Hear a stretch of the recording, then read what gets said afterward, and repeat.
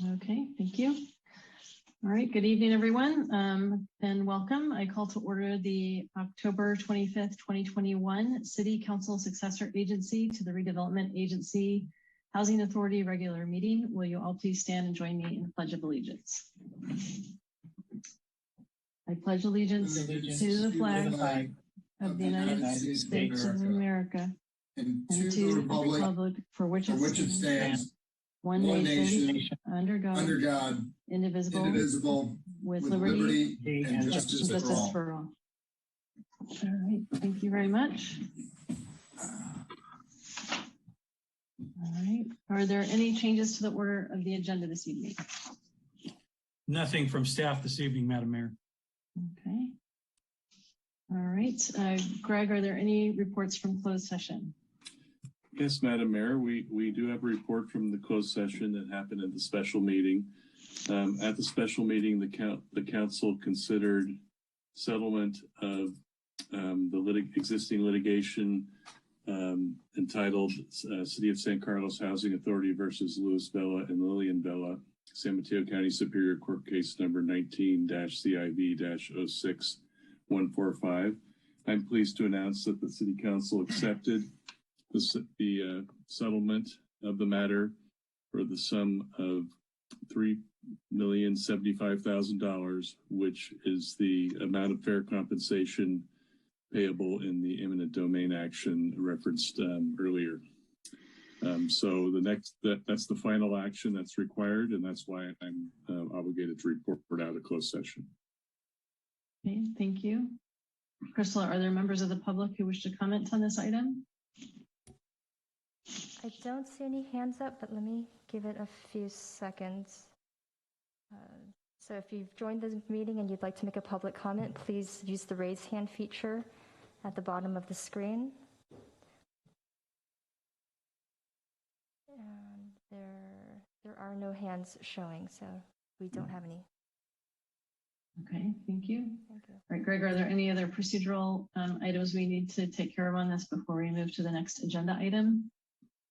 We'll be processing the paperwork and moving it forward, so no further action tonight. Okay, all right, thank you very much. All right, that takes us to item 5, council communications and announcements, which are brief items from members of the City Council regarding upcoming events in the community and correspondence that they have received. They are informational in nature and no action will be taken on these items at the meeting. Do any members of council have anything to report out this evening?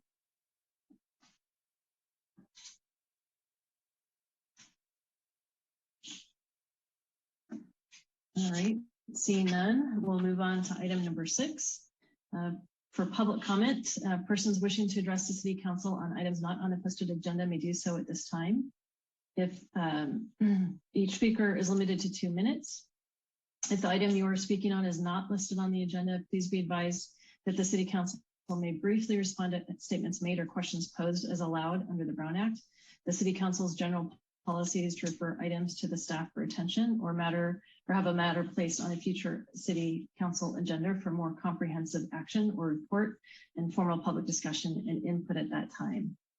Crystal, are there any members of public who wish to make a public comment on an item that's not on the agenda this evening? Yes, we have 2 hands at the moment. First up is Dimitri. You should be able to unmute. Yes, hi. Can you hear me okay? Yes, thank you. Yes. Hi. Yeah, so just a quick comment. We just found out about a Honda dealership at 495 Brigado Road that the Planning Commission okayed.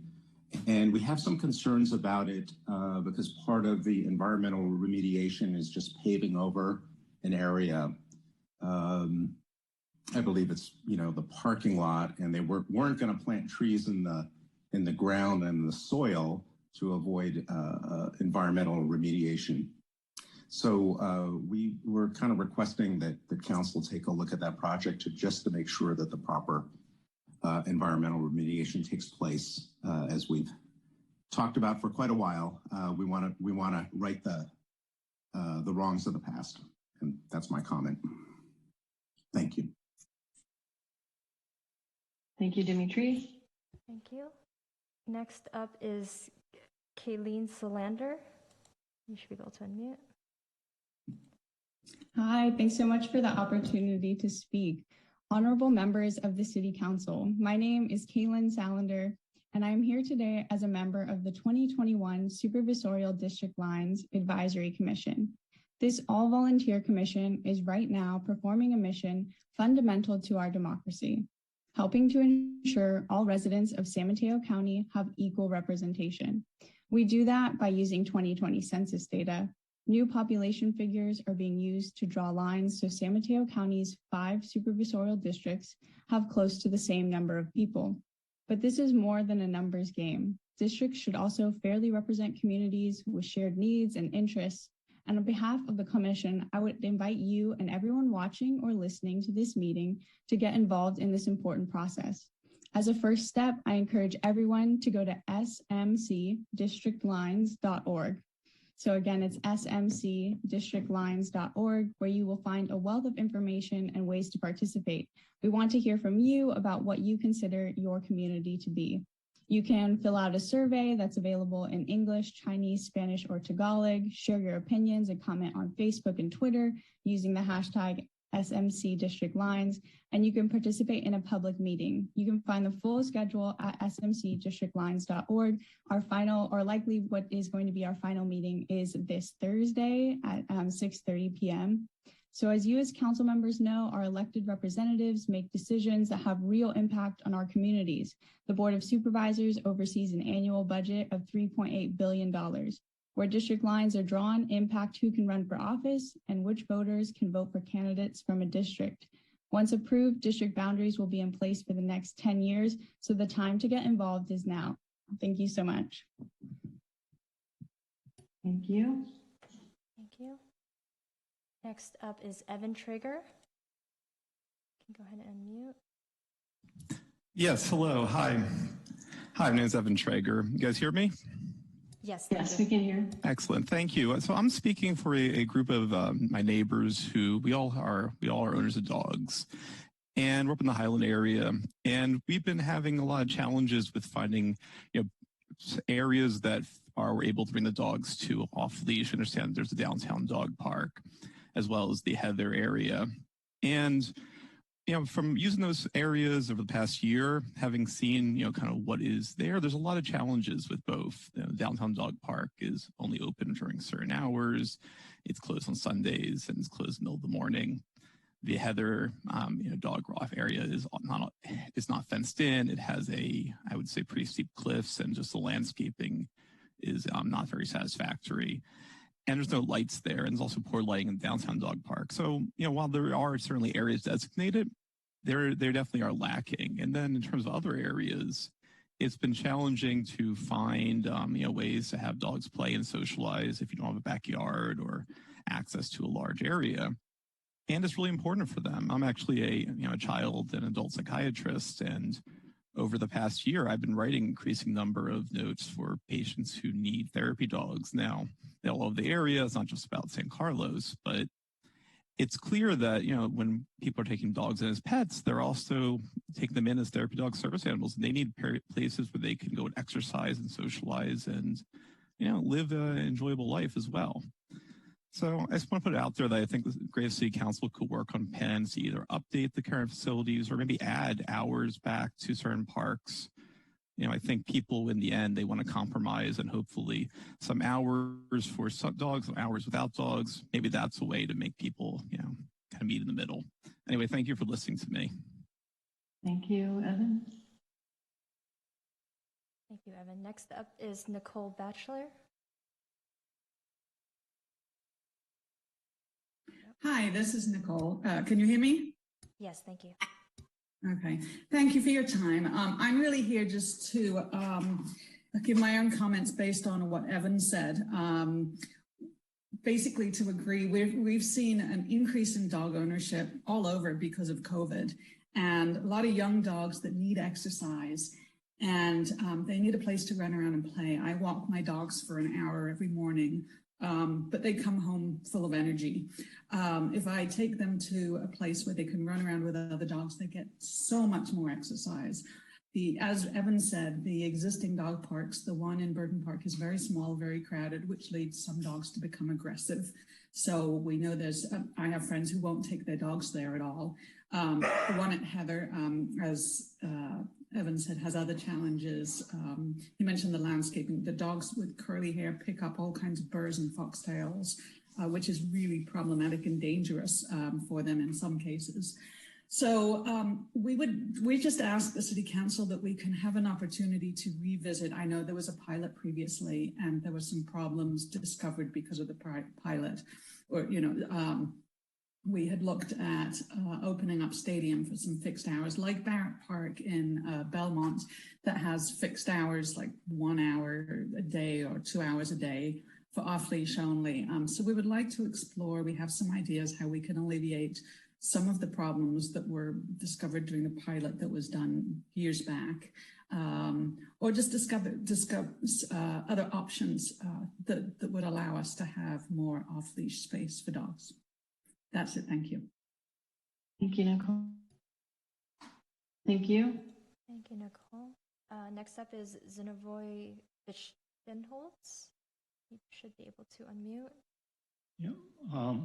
Hi. Thank you for taking my call. I just want to basically piggyback on the previous callers. I hope the council realizes that during COVID, the dog ownership increased dramatically.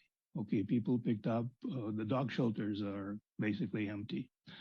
So, and dogs do need exercise. It's very important.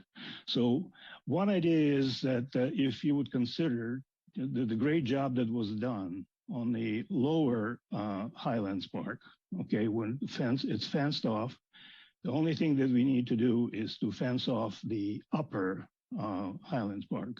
That'll solve many problems, make it much safer, discourage the deer to damage the grass, okay, and make it safe for the joggers to run around the perimeter, okay.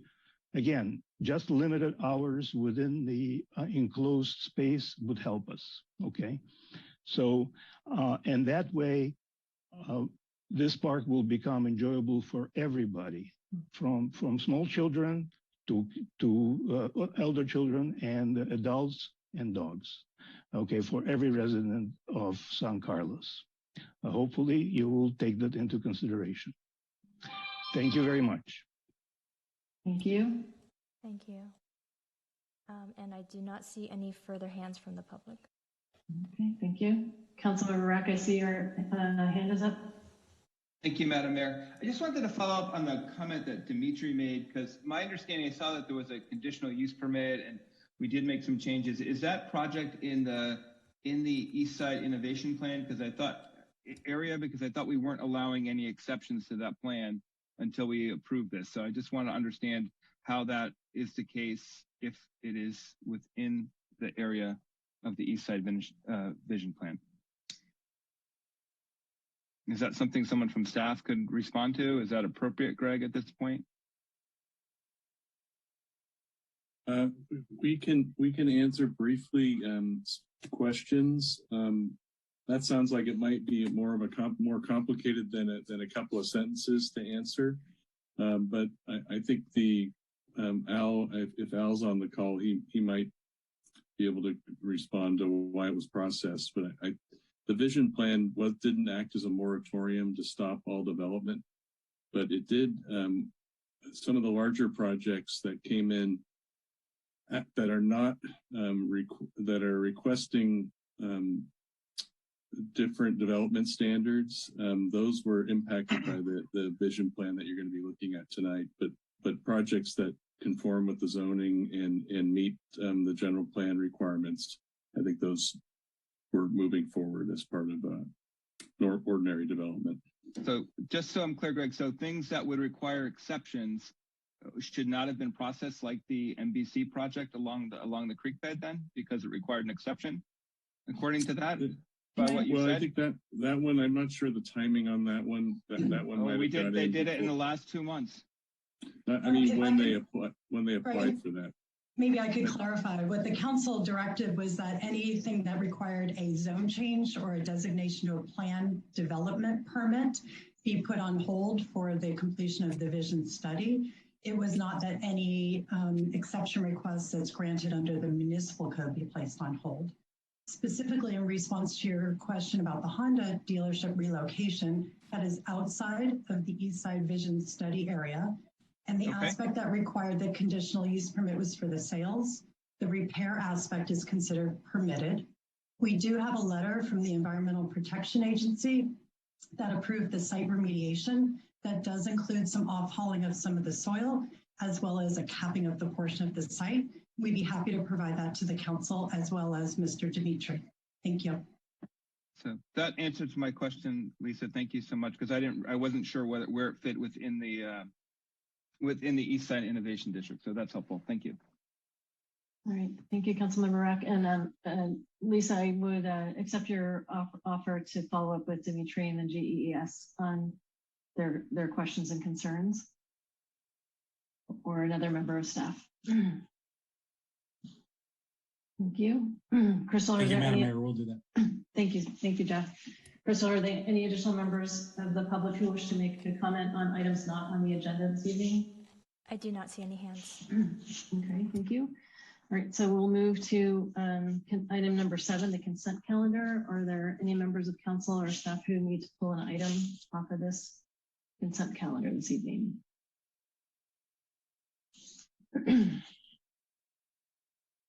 All right, any questions or public comments? There are no public comments. Okay, all right, at this point, I'll entertain a motion. Madam Mayor, I move to approve City Council consent calendar items A through K. There's actually another one. It goes through item L. L.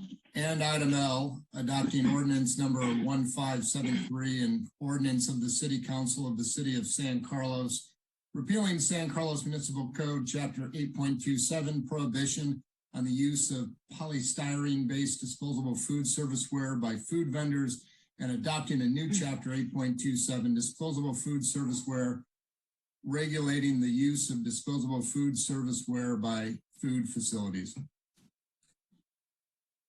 Thank you. Is there a second? Second. All right, thank you. Any further discussion? All right, seeing none. Crystal, could you please call the roll? Councilmember Dugan? Yes. Councilmember Rack? Yes. Vice Mayor McDowell? Yes. Councilmember Collins? Yes. And Mayor Parmer-Lohan? Yes. All right, that moves us to new business item 8A, consideration of adopting a resolution approving the East Side Innovation District Vision Plan. And we'll be taking a presentation tonight from Al Savay, Community Development Director, and Lisa Forrest, Advanced Planning Manager. And I see that there's other members of the team available tonight as well. Welcome, Al. Thank you, Madam Mayor, and Lisa Porras, our principal planner, will be delivering the presentation this evening. Thank you, Al. And thank you, Crystal, for the slides. And I think I'm able to advance them myself. I'm going to try and do that this evening. I think I can do that. Great. Good evening, Mayor and council members. The item before you, as noted on the slide here, is the proposed East Side Innovation District Vision Plan and a recommendation by the San Carlos Planning Commission that the City Council adopt a resolution approving the vision plan.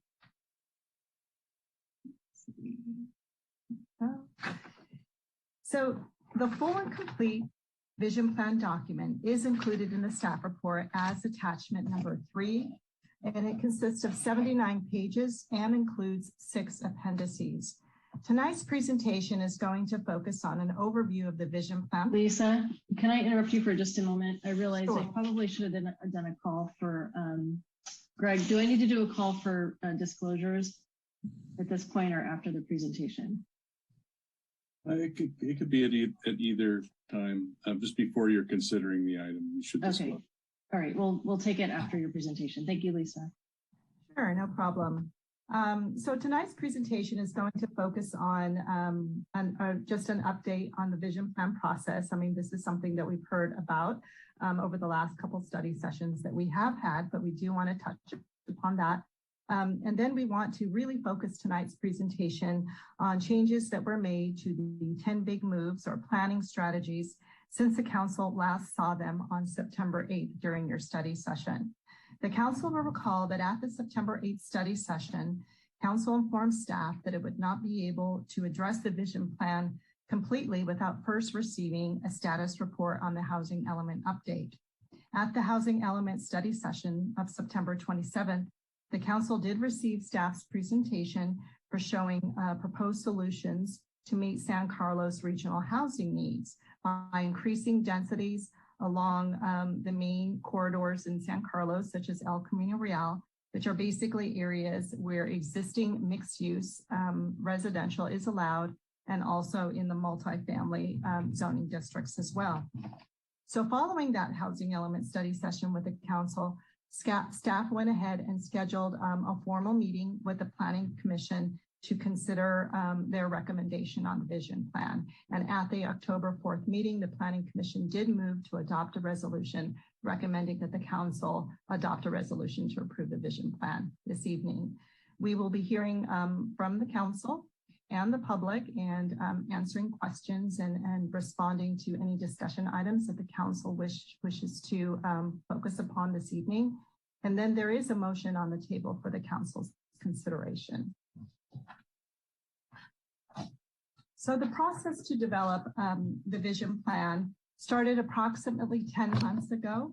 It included 8 meetings with stakeholders, which included business and property owners in the vision plan boundary area, the developers proposing projects in the area, and members of the leadership group of the Greater East San Carlos neighborhood.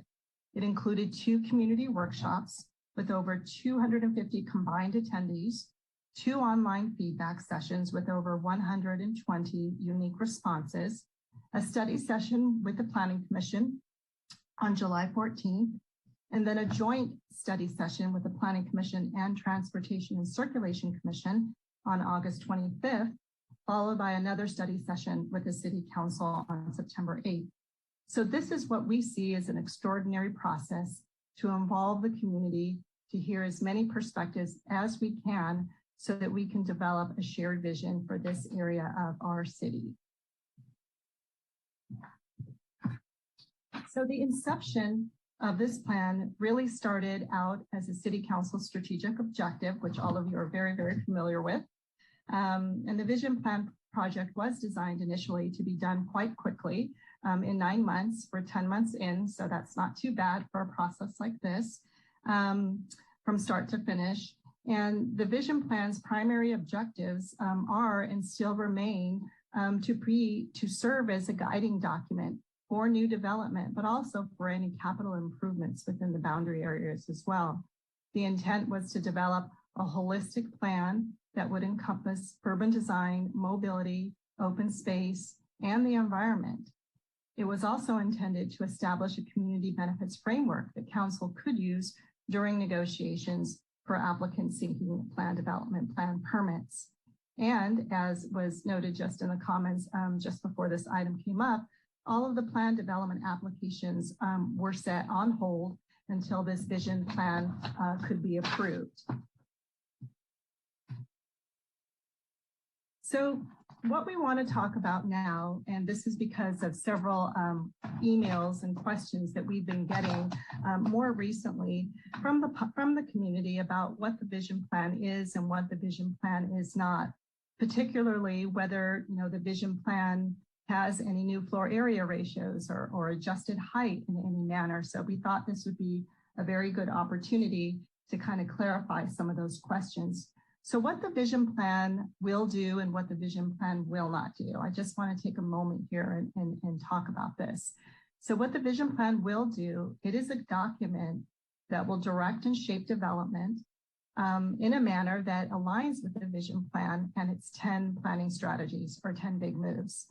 It will also establish a community benefits framework that decision makers can use during negotiations. It also identifies many follow-up action items that the city can take, such as establishing a transportation management agency, further analysis of Pulgas Creek, and study the potential for housing. And what the vision plan will not do is that it doesn't change any allowed uses on any of the parcels or properties within its boundaries. That would require a general plan land use amendment. It also does not change any rules that are outlined in the zoning ordinance, such as height, square footage, parking requirements. Any change to those regulations would need to be done through an amendment through the zoning ordinance. And this is really important because I'm just going to bring up housing because we're going to get into this a little bit later, I know, because this is one of the changes that was made since the council last saw the vision plan. But as an example, in this context, housing is not a permitted land use on any of the parcels or properties within the vision plan study area. And to allow for any new land use, such as housing, it would require an amendment to the general plan and the zoning ordinance, both of which would need to be reviewed by the Planning Commission with final action by the City Council.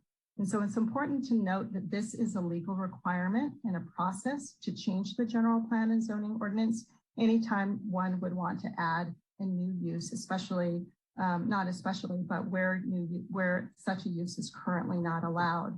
So as an example, the City Council could not direct a plan development plan to include housing until, well, I would say that it could not do that because the housing as a land use is not currently allowed under current general plan and zoning regulations. So I just wanted to clarify that. And so as we're talking about housing, one of the changes that was made to the vision plan document since the council last saw it was to look at the study of two different areas in the vision plan for the potential of housing. And what that includes, and we can touch upon the language a little bit later, but just as a whole in the context of housing and how this vision plan does address or doesn't address it. What happened is that when we had the joint study session with the Planning Commission and Transportation and Circulation Commission, language was added that we should look at studying the potential for housing along Terminal Way and Tanklidge Road and Old County Road as well. And that was recently modified by the Planning Commission for a recommendation that we also look at higher density housing that is within 1/2 mile of the Caltrans station, but only along arterials and collectors. And in the vision plan study area, the arterial and collector would be Old County Road and Industrial, and only in the plan area and not in the adjacent neighborhood. So we did receive some comments from the Greater East San Carlos Leadership Group about what that modification from the Planning Commission would mean. So we did want to clarify that right at the outset. So the vision plan does have two action items that addresses the potential that basically gives a direction for future study for housing in these two areas. But again, it doesn't change the general plan. It doesn't change the zoning ordinance. It's just an action item for further study. And it would be up to the council to determine, how soon it may want to do that study or at what point in time it might want to do that. So how is housing and the jobs balance being addressed in San Carlos now? So we did want to touch on that, as that is another question that we are receiving queries on. So as the council knows, and for anyone who is watching, the housing element update is currently underway now. And this addresses the period between 2023 and 2031. Our regional housing needs allocation, our housing unit obligation, is 2,735 new housing units to the year 2031. A common practice and best practices that many of the cities across the state are doing are adding in buffer units. And without getting into a more complicated discussion on how sites are selected for the housing element, I just wanted to summarize that it is a good practice to add in additional buffer units, what we call as buffer units or buffer sites, since not all of the sites, 100% of them, will be utilized to meet the housing needs. So in that practice, the 2,735 figure would bump up to 3,216 units. We do want to also point out that the methodology that was adopted by the Association of Bay Area Governments and approved by the state did assume job growth in its calculations. Any evaluation of higher densities and height in multifamily and mixed-use zoning districts would be done in the context of the housing element update. We are looking, as I mentioned before, in areas that are already allowed for residential use and looking at increasing those densities. And of course, the council will remember we talked about that during the September 27th study session on housing. And currently, we are looking at jobs housing balance metrics through the housing element update. So as we can look into the vision plan, and I know the council is aware of the development going forward, a lot of the development that is going forward is what is development that was contemplated in the 2009 general plan, which goes to the year 2030. I think it's just happening all at once, or it feels like it's happening all at once. So it's getting quite some attention. So sorry, I'm not sure why this is coming on so slowly, but the intention of the vision plan, as we get into it, is really set into place by the following vision statement. And the vision statement really serves as what this area could become if all of the 10 big moves were made and established and development responded accordingly. So the vision plan statement reads, the future Eastside Innovation District will be a well-connected, multimodal neighborhood with a mix of uses that integrates existing businesses with new science and technology uses and offers a rich array of community and amenities for a more resilient and inclusive future.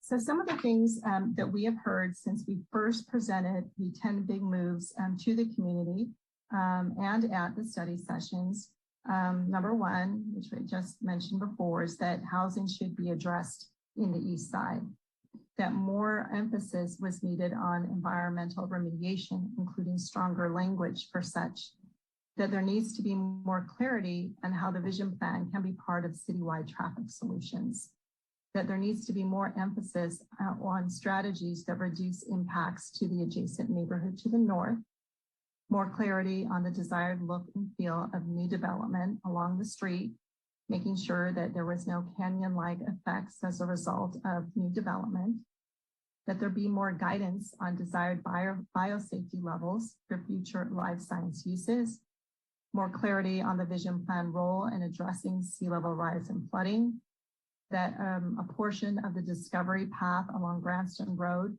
be improved to have improved access from Old County Road.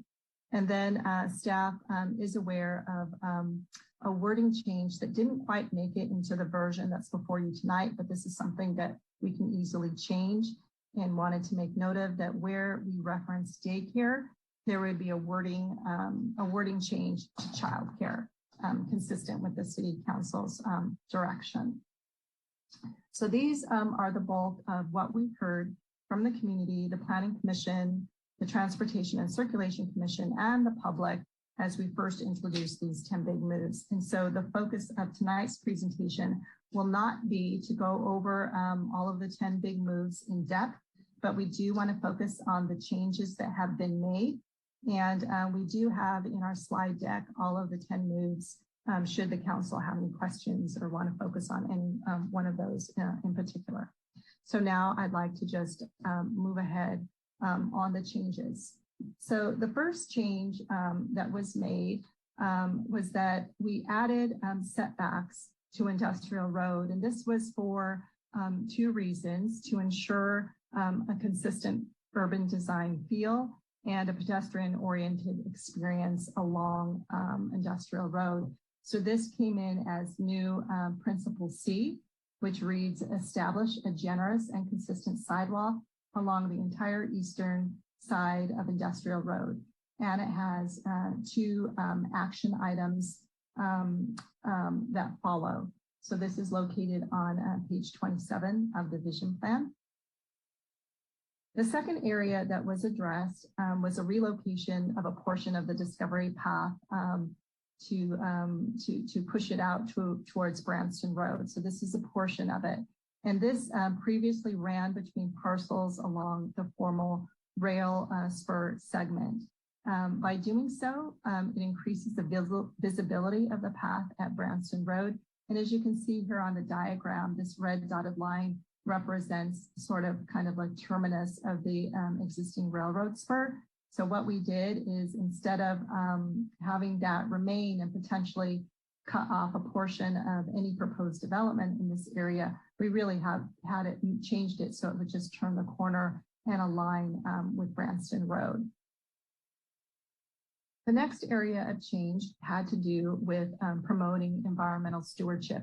The council may recall that Big Move number 3 originally focused on Pulvis Creek, but it has been expanded quite a bit based upon community feedback and decision maker direction. So it now is presented before the council as with increased emphasis on environmental stewardship. It does, we feel, have stronger remediation language as well as addressing flood mitigation requirements. And these are outlined in Principles A1, where it addresses remediation efforts throughout the district. So this language here is new and expanded and strengthened based upon some city council direction that we received at the study session. And then we wanted, due to sea level rise and flooding, and these are, obviously serious concerns that are coming from the community, we did want to put in place in the vision plan language that is really consistent with what's in the newly adopted climate mitigation and adaptation plan. And we recognize that this issue is much bigger than this vision plan alone. It requires much coordination. And so what we're really referencing here is, consistent with what's in the climate mitigation and adaptation plan. The next area of change has to do with Big Move number 5, which is to support distinct district sub areas. And so this area of the vision plan is segmented into 2 different parts, or actually 3 different parts, but 2 parts mainly, which is principles related to the Catalyst sub area. So the Catalyst sub area is sort of, sort of this big rectangular area here, and it extends out all the way past Holly Street. And then the industrial core area is everything off of Branston out towards Terminal Way and bounded by Industrial Road to the east and Old County Road to the west. And so what changed here is that in the Catalyst sub area under Principle A4, we included language based upon the Planning Commission's recommendation of October 4th to study the potential for introducing mixed-use residential development and other high-density residential that is contextual to the neighborhood along arterial and collector streets in the areas within a ½ mile from the San Carlos Caltrain station. And we did want to clarify, based upon some community feedback concerning this new language, that any study would really be limited to the area within the vision plan. We wouldn't be doing the area outside of the vision plan. And I have a diagram on the next slide where I can clarify that a little bit more. And then in the industrial core sub area, this new language here really serves at 2 different objectives. One is to create a buffer from industrial uses from the existing single family neighborhood to the north by looking at adding some housing in this area. So there is a directive in this vision plan. Again, the directive reads to study the potential for it. Again, this would be a separate action item outside of the context of this vision plan. There's many implementation items, but these are just two of them. So in this next slide, we just kind of wanted to give the council a little bit of a clearer picture about what was really intended within that recommended language coming from the Planning Commission and what it would mean and how it applies to the vision plan itself. So the vision plan boundaries are clearly laid out here.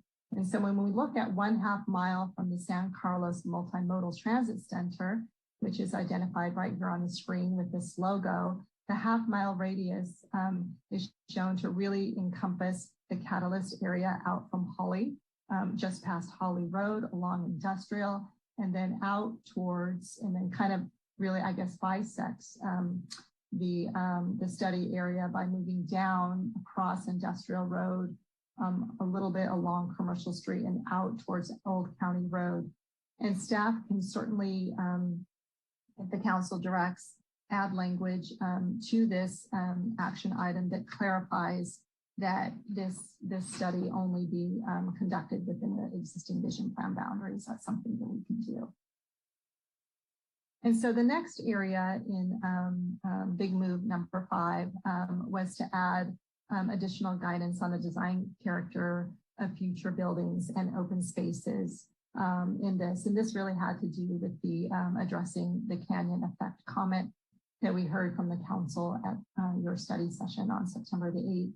So we added in a new principle, Principle C, which reads that new buildings should enhance the character of the street and embody a superior quality of architecture and urban design. So there's a couple action items down here where it really references how streets come to the edge of the sidewalk and where setbacks would be allowed.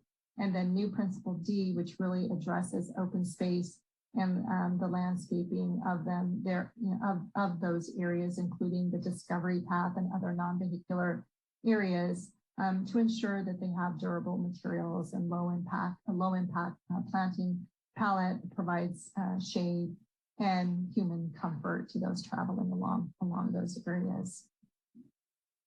The next change that was made was in big move number 8, which refers to investing in multimodal streets. Under Principle D, which reads, prioritize reduction of freight and cut-through traffic in residential neighborhoods to the north. We did add some guidance for developing what we call a slow streets toolkit to manage traffic impacts on this adjacent residential neighborhood. And we did include language that refers to, implementation items and solutions that would consist anywhere from pilot programs to more formal solutions. And this was something that the Greater East San Carlos neighborhood really wanted us to see and to ensure that the pilot program component was acknowledged. The next section, big move number 9, to reduce congestion through coordinated transportation strategies. The changes here are minor but helpful. We did add some additional explanation of what a transportation demand management is, what that can do, and that's provided under here in principle number B, which refers to the TDM requirements, acknowledging what the city currently has adopted now in section 1825 of the zoning ordinance, those TDM requirements, as well as some language that refers to addressing the potential to change that in the future should new information or better technology move towards that. And so we have that language referenced here as well. And then we did add some case studies regarding transportation management agencies in the Bay Area. This has been added to the vision plan as appendice number 6. And under Principle C, where it's talking about the TMA, we do have a little new call-out box where it references the TMAs in another section. So this concludes staff's presentation on the changes that were made to the 10 big moves that were presented to the council prior to this meeting this evening. This would be the motion the city council could choose to make. And I did want to add for the council that this is the team that is available this evening to answer any questions you may have. Al Sabay, our Community and Economic Development Director, will be moderating the questions. So any questions that the council have, Al will take them or direct them to the appropriate staff or consultant team member to address them. Thank you. Thank you, Lisa. Appreciated. All right, so before we move to questions, I'll start with disclosures. So for me, FPPC advice letter number A2111 allows me to participate in tonight's discussion. My consultancy practice has never done any business with the city or with the businesses that have applications before the city. Prior to the last discussion, I toured the Alexandria real estate property on Industrial Road and the NBC building on Brighton Avenue, and have taken meetings in the past with Premier Princeton, a rep for Black Mountain Properties, more recently Presidio Bay and Sobrado. My decisions this evening will not be influenced by those discussions. Does anyone else have anything to disclose relative to tonight's topics or discussion? I see Vice Mayor McDowell's hand is up, and then we'll go to Councilmember Rack, Dugan, and then Collins. Thank you, Madam Mayor. I too wanted to disclose that I have toured the Alexandria property. I've also taken meetings with Black Mountain, Premia, and Presidio Bay. But these meetings were just informational in nature and will not have any bearing on my vote tonight. Thank you. Thank you, Councilmember Rack, and then Dugan and Collins.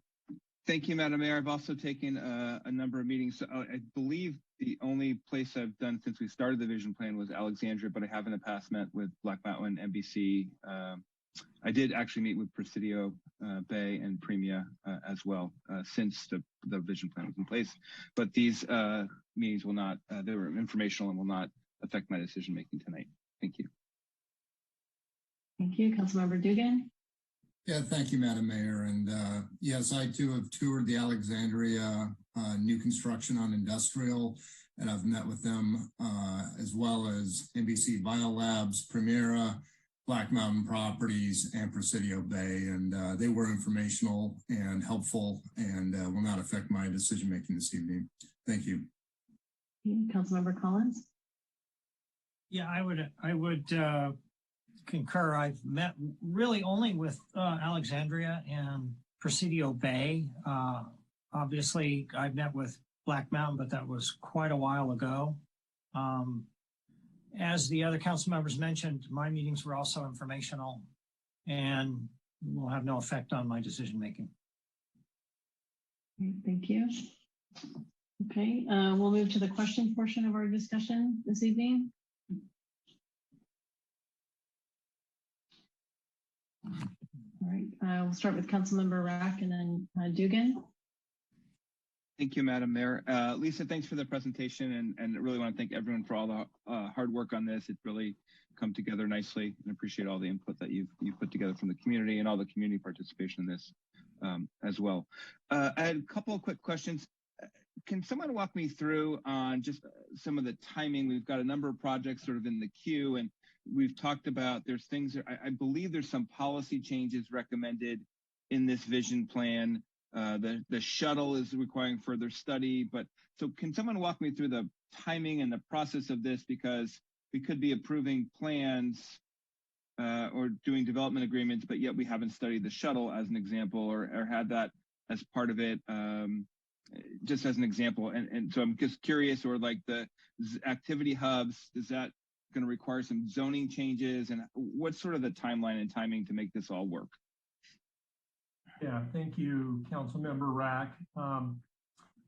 So the timing is going to have a sort of a multi-pronged approach. And for instance, with the shuttles, the way it would be approached is each of these developments would be required in their PD plan to become a member of any kind of transportation demand management or transportation management agency in the future.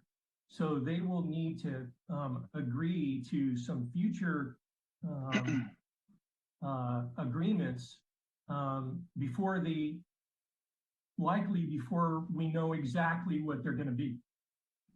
And so there is, I think the developers, the stakeholders have understood this in watching the process as it's progressed. So they know, and they've, many of them that we have discussed this issue and others with, understand that they're going to have to become partners in this program.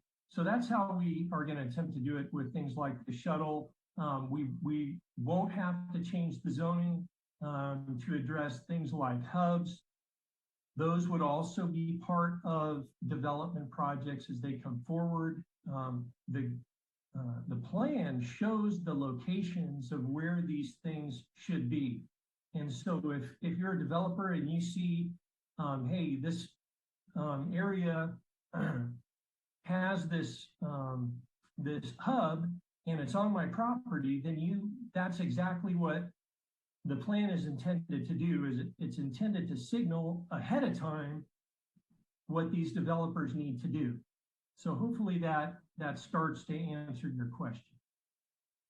Thank you. No, that's really helpful. I just want to make sure I understood the timeline correctly. And my second question that I have, and then I will yield back my time. When in the area that you talk about for potentially studying for housing in a sort of buffer zone on Terminal, and you touch on Tanklage, I'm assuming that if that change it were to go into effect, that would require zoning change, and that would ultimately, if sort of that was the way the study recommended, we'd have to sort of consider that as part of the housing element. So some of this stuff now would sort of expand the area you're potentially looking at for the housing element. Is that accurate? Yes, that's accurate. And so what we would need to do, if the council wants to study these areas in the future, what we would likely need to do is bring a scope of work back to the city council to add it into the existing housing element update. And so we would work with our consultant, separate consultant from this plan, and we would bring back a new scope of work and a work program for you to approve. Now, it would be separate from, this is a separate issue. For instance, one option would be to just see if you can make the RHNA based on what we know today. So that's one option. Is the council could decide not to do this. You could either do it or not. But one option would be to take a little bit of a wait and see approach and see what happens with the areas that we're currently studying for more density, more height, and see if you hit your RHNA number. You could still, even if you hit your RHNA number in the areas that are zoned for residential, you could always expand study to other areas like this one. But that's another approach, is to just kind of take a wait and see, and then direct staff at that time. Yeah, we want you to go ahead and study these areas. So there's really two options for you. Got it. Understood. Great. Thank you, Al. Thank you, Madam Mayor. Thank you, Councilmember Dugan, and then we'll go to Vice Mayor McDowell. Yeah, thank you, Madam Mayor. And I guess coming into this process, it felt open-ended to me that we were going to study the vision of what we want to do as a city on our east side. And I don't recall a constraint put on that exercise on would it involve any zoning or general plan changes. So given that, as your report even says that the number one input we've received from the public, our Transportation and Circulation Commission, our Planning Commission, and even this council was to address housing potential on the east side.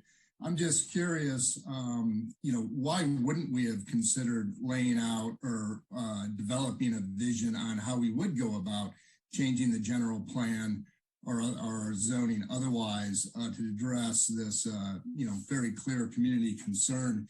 And secondly, I understand housing has been put into the big movement number 5, but I just point out, given that was our number one feedback we've received from a number of fronts, why wouldn't it have achieved a big move that would address or help us formulate our vision on housing? And I notice it's not even one of the 40 or so principles under the big moves.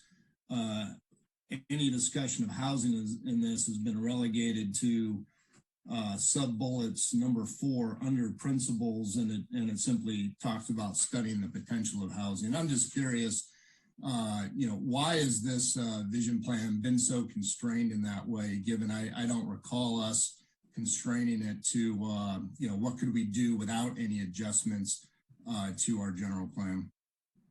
Okay. So thank you for the question.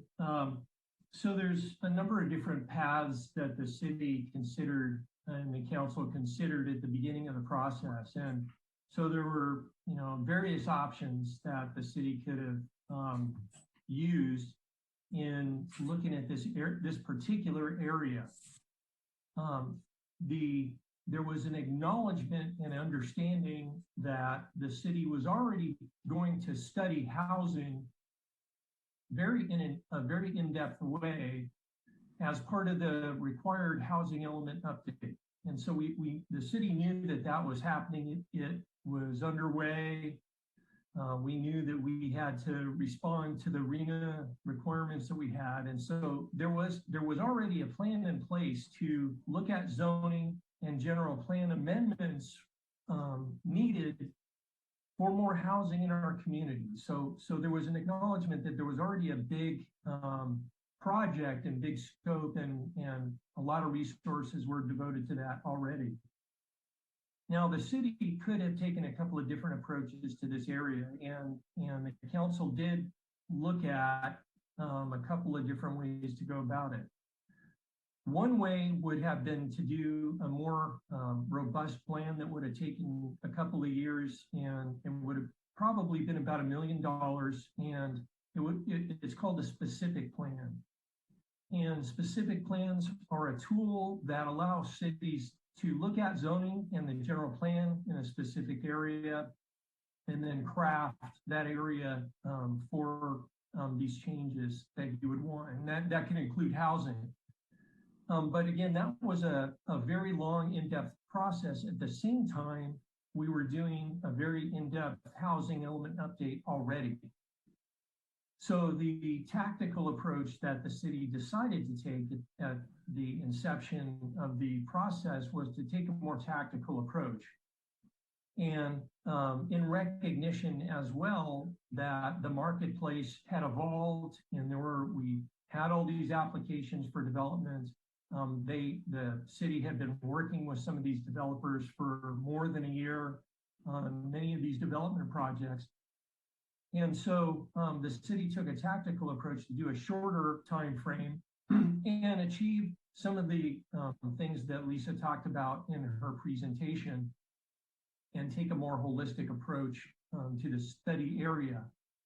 And so by doing that, we get our holistic approach and we address a lot of the big picture areas and we provide very clear guidance for the marketplace. But this plan won't be able to change zoning and the general plan to allow for this type of land use to occur. So that's kind of the strategy that the city took.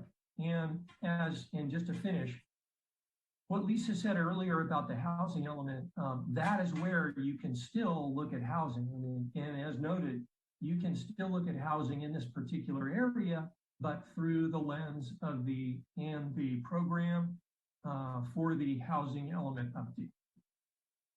Yeah, thank you, Al. That last point I wanted to explore a bit more. I mean, to what extent can we incorporate more thinking on housing in our east side as part of the housing element update? Because the housing element update is in fact an amendment to our general plan, correct?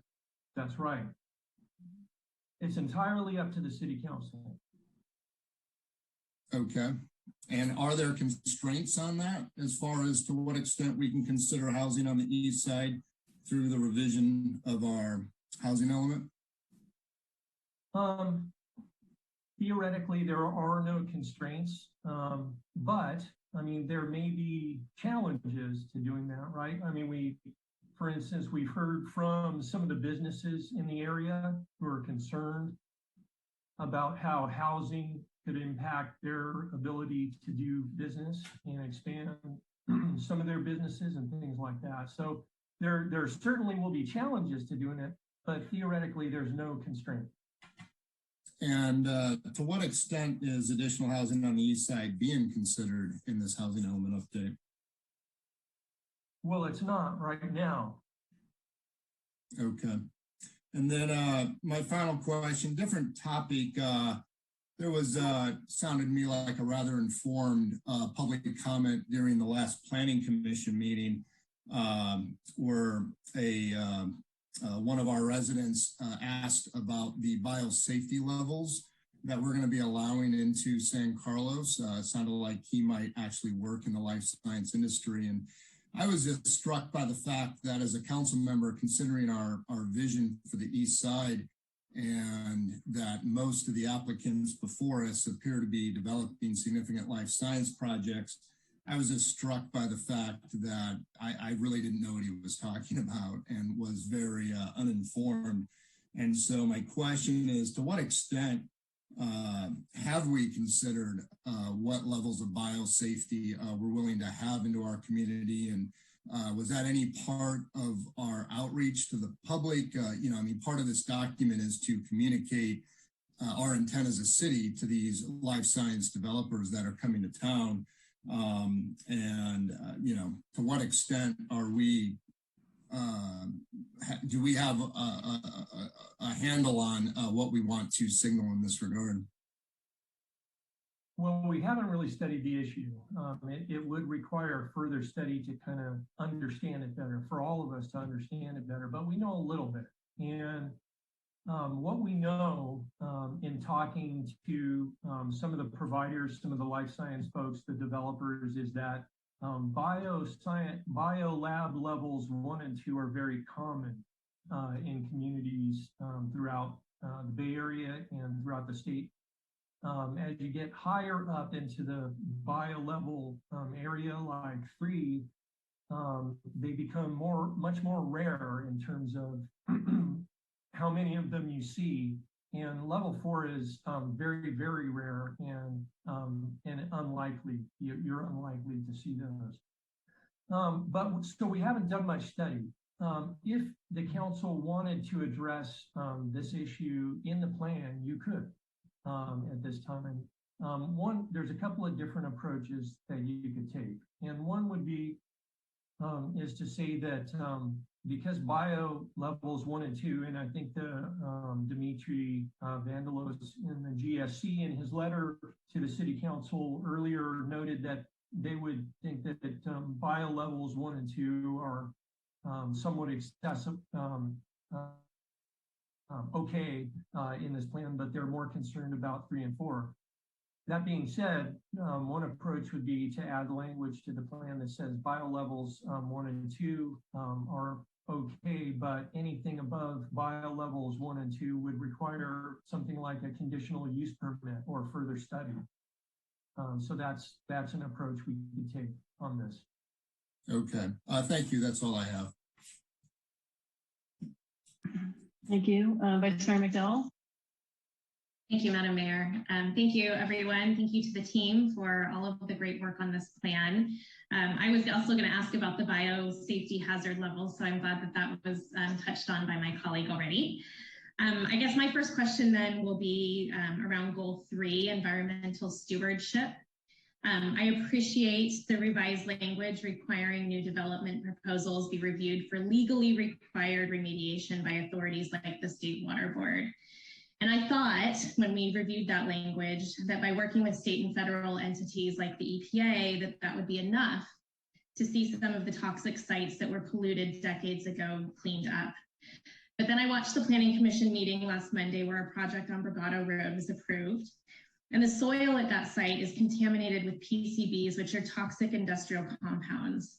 And just to give one sentence update or background for my colleagues, one hotspot at that site will be excavated and disposed of under EPA's oversight, and other lower level areas will, under EPA and Water Board's direction, be capped in place with an engineered cap. And hearing that the EPA and the Water Boards blessed capping these PCBs in the soil is very disheartening. And as these properties in the east side change hands, I think we have a generational opportunity to really clean them up.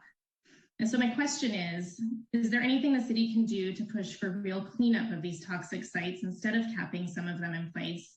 And what tools do we have in our toolbox under this goal to promote environmental stewardship to really enhance the cleanup efforts? Well, to some extent, the city's the city has a limited framework to require something of a private property owner, and this may be something that Greg can weigh in on, above what the overseeing agencies say is okay. So if the EPA says something or the Department of Toxic Substances Control says something, the city might be somewhat limited. However, if a developer asks you for a plan development permit, which would trigger a development agreement, that does give the city some more leeway and flexibility to ask for things that go above and beyond basic requirements. But I can't be specific with regard to the level of that the city could ask for a particular environmental cleanup or anything like that. But I can tell you that you do have some flexibility with those tools. But again, we don't know what our legal authority is at this point. We'd have to look into that a little bit more to find how far you could get with your the authority that you do have. I agree with Al's points, and I would just add that essentially the question is a jurisdictional one. The state has jurisdiction over groundwater and water quality, surface waters, and then there's federal agencies that have control over when waters flow into the waters of the United States, like via creeks into the bay and things of that nature. So my concern is that we want to make sure we stay in our lane, so to speak, and have if we're going to apply a regulation or an ask that we are in compliance and not exceeding our jurisdiction. So we could certainly, this plan could have a statement that in light of your sentiments, Council Member McDowell, that we want to ensure that all the appropriate regulations are followed, but at a certain point, in the absence of our own jurisdiction to impose those regulations, we really can only condition a project based upon what the authorities with jurisdiction can do. Okay, thank you both. I'll circle back on my comments on that. My second question, and then I'll defer to my other colleagues. This has to do with community benefits. And I know that we had quite a few discussions about new baseline requirements that would be required of all development projects. And it's a very exciting change for us to require new things as baseline requirements. I'm wondering what the process is and the timeline is for codifying those new baseline requirements. So because there's numerous baseline requirements, as you know, and each of them will require the amount of study and effort depending on the complexity of that particular subject.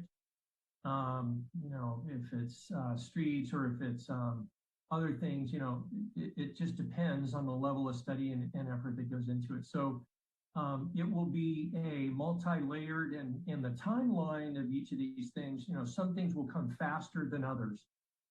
We don't have exact scopes of work and times for and budgets for these things, but we know that some of them are already in the works. For instance, we have a daycare, child care fee, a commercial linkage fee that the city has been working on with the council subcommittee.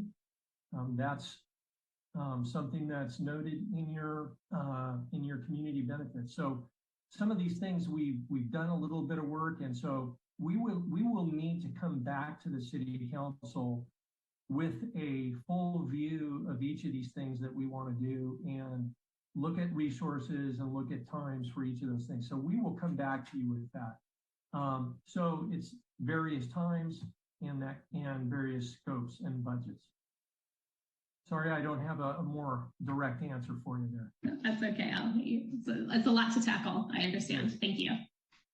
Madam Mayor, I'll defer my time now.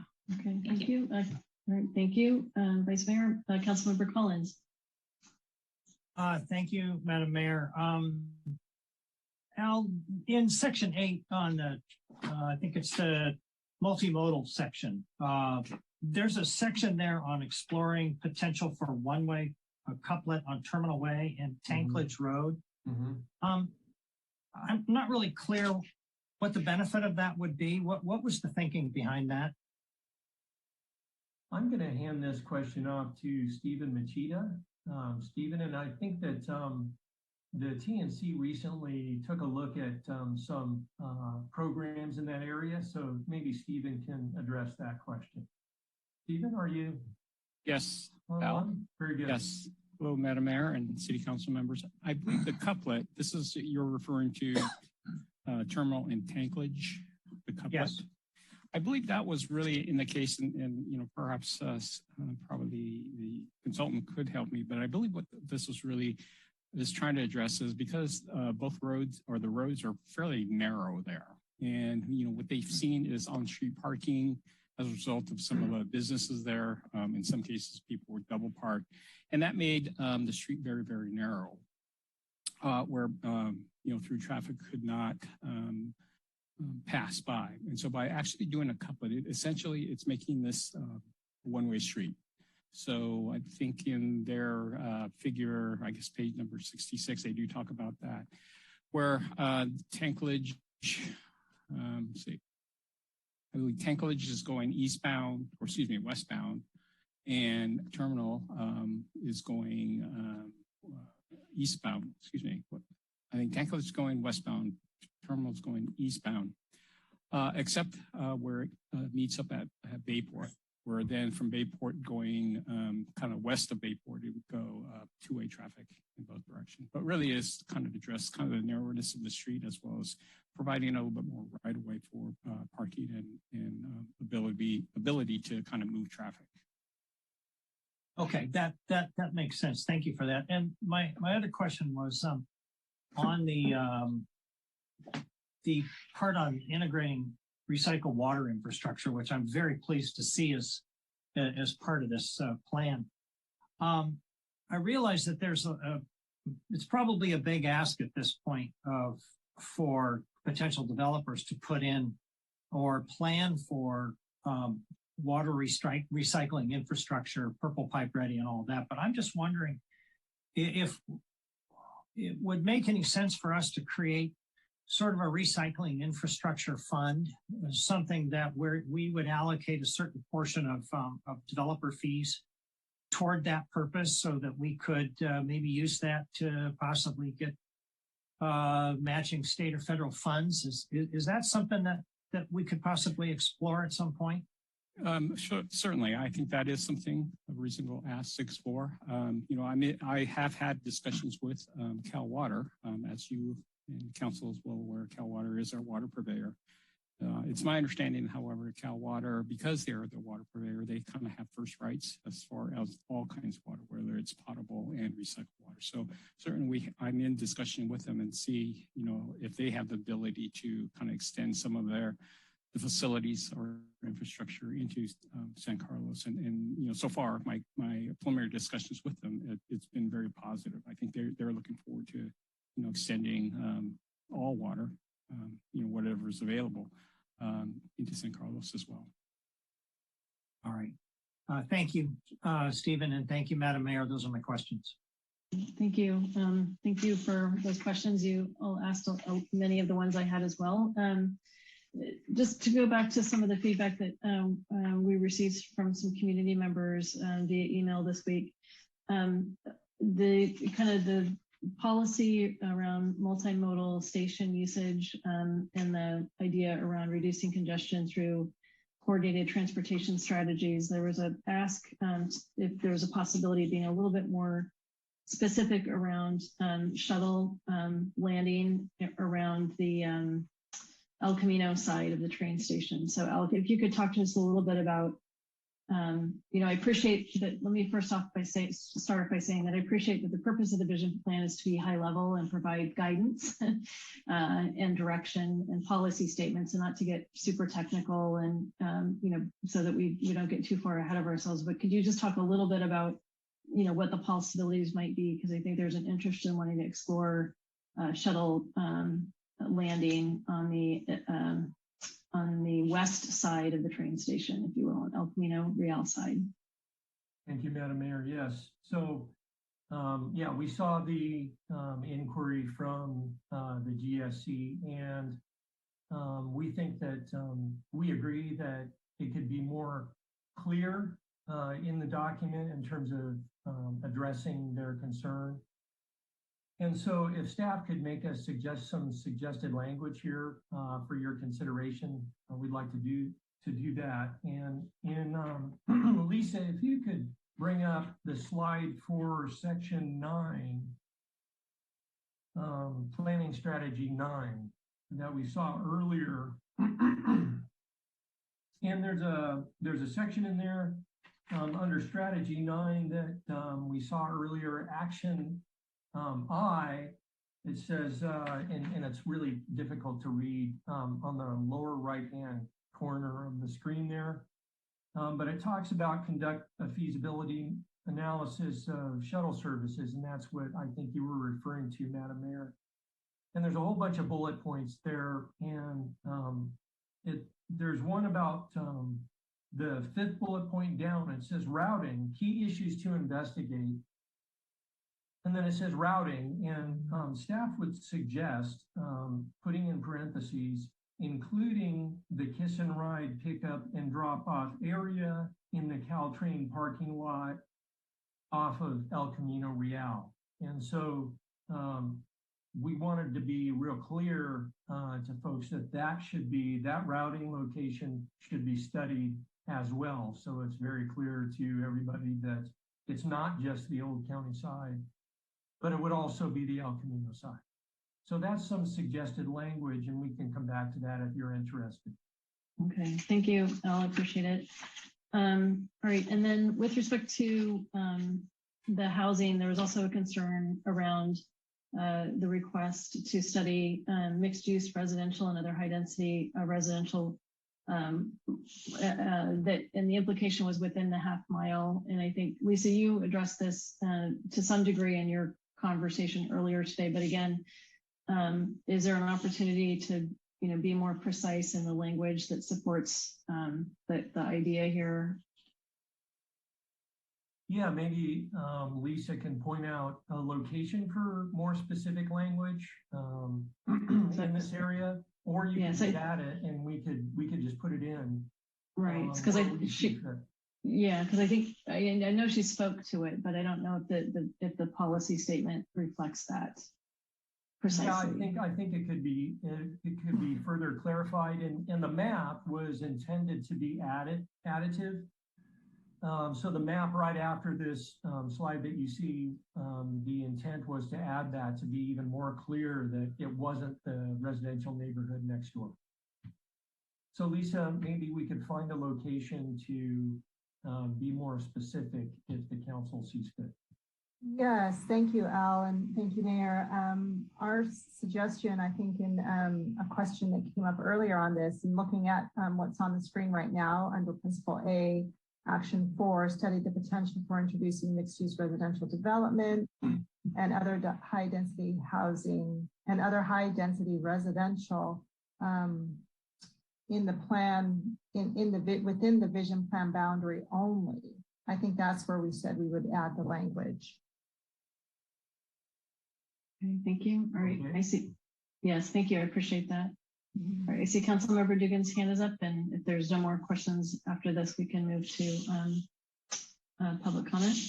Yeah, thank you, Madam Mayor. I just had one additional question, and I don't think I noticed this the last time we looked at this plan, but I was just surprised reading it about the, especially I think I noticed it along industrial, the 26-foot mandatory setback to create a street wall. I would just like to understand the thinking behind that better. I realize the activity hubs are excluded from that, so maybe having a street wall will further emphasize the activity hubs, but I just, typical design principles involve articulation and breaking up straight lines, and these are already going to be, in many cases, fairly massive glass rectangles.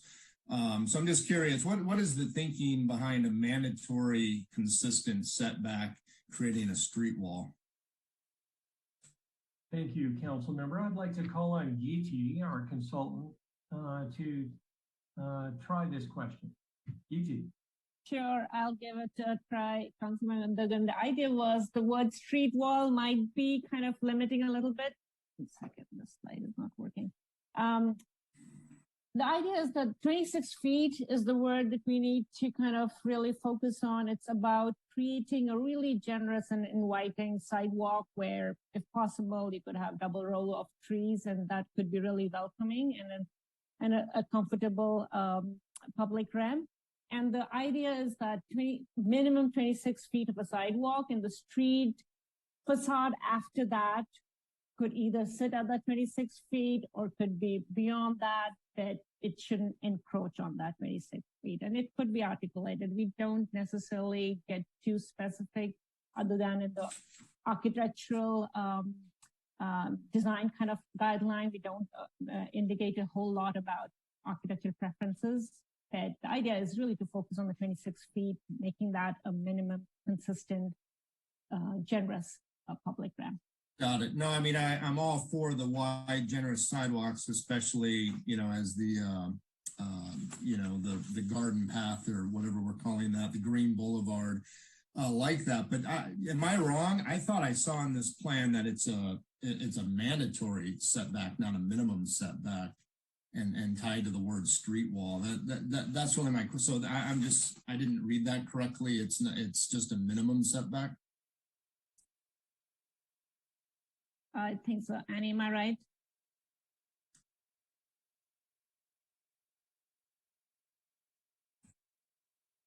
Annie, are you there? Yeah, sorry. So it is as written now. I would say that it's intended to provide consistency. So it's looking to see the edge of building sort of coming up to the same location to create a consistent experience along the street. But like you said, Geeti, the intention is really about creating that sidewalk experience, not necessarily the building guidelines.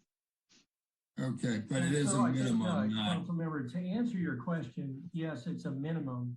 Okay. But it doesn't preclude, at this time, it doesn't preclude buildings from setting back farther than that.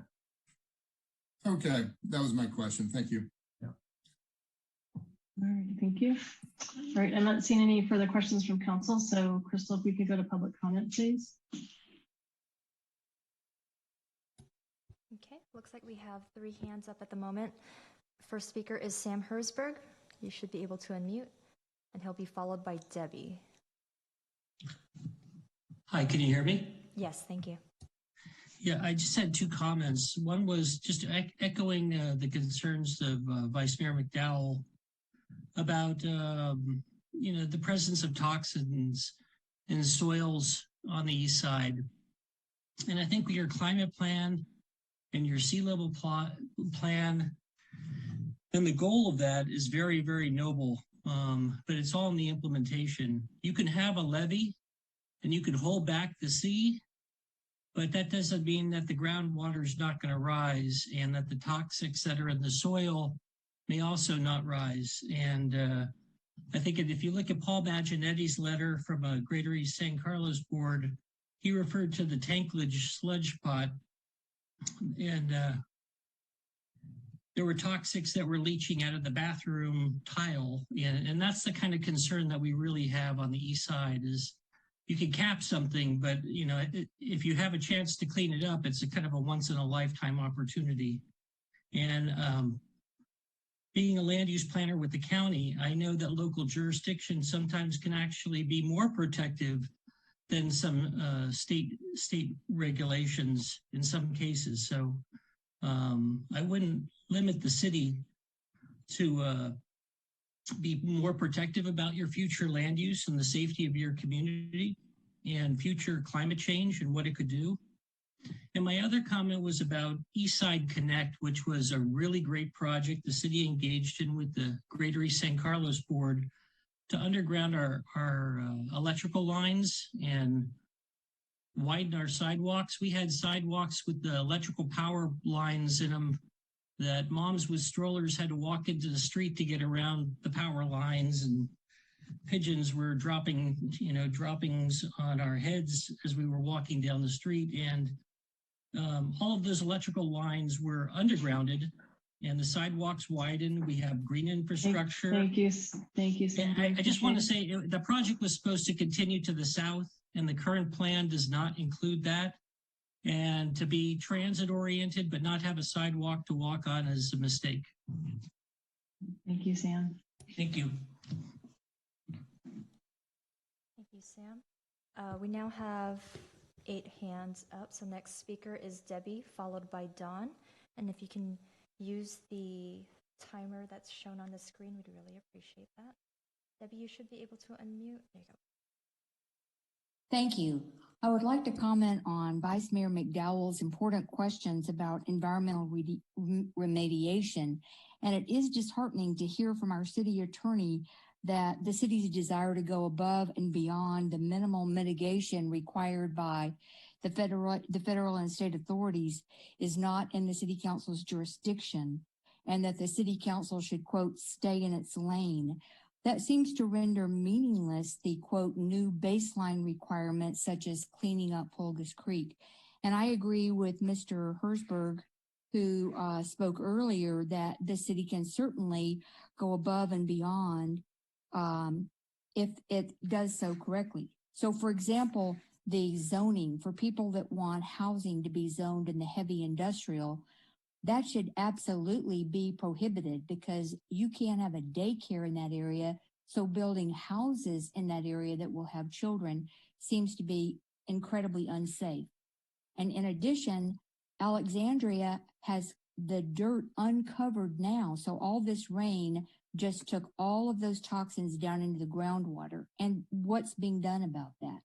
And then number 2, with regard to the biosafety hazard labs, the PETA organization has recently uncovered brutal testing on beagle puppies and monkeys. And I think that the city should take a stand about what kind of animal testing will be allowed in these biosafety labs. Because for the people that were speaking earlier about the importance of walking their dogs off leash, the idea that there could be animal experimentation involving puppies, dogs, monkeys, and other primates in the city limits is unconscionable. So please consider that as you move forward in looking at the biosafety labs and what they do. Thank you. Thank you, Debbie.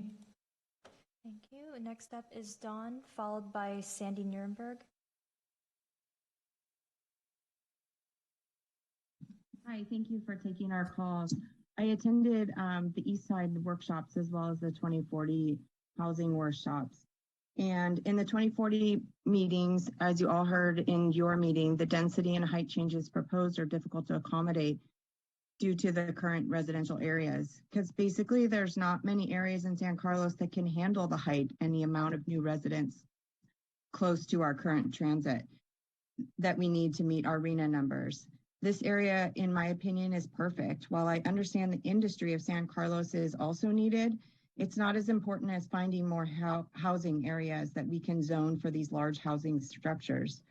In the East Side workshops, the housing concern was brought up many times. It's clear that the voices were heard, but they still didn't get integrated into the 10 big moves. There's been lots of ideas to address this, but they weren't put into any significant changes into this vision plan. And thank you, Council Member Dugan and other council members for addressing this housing need.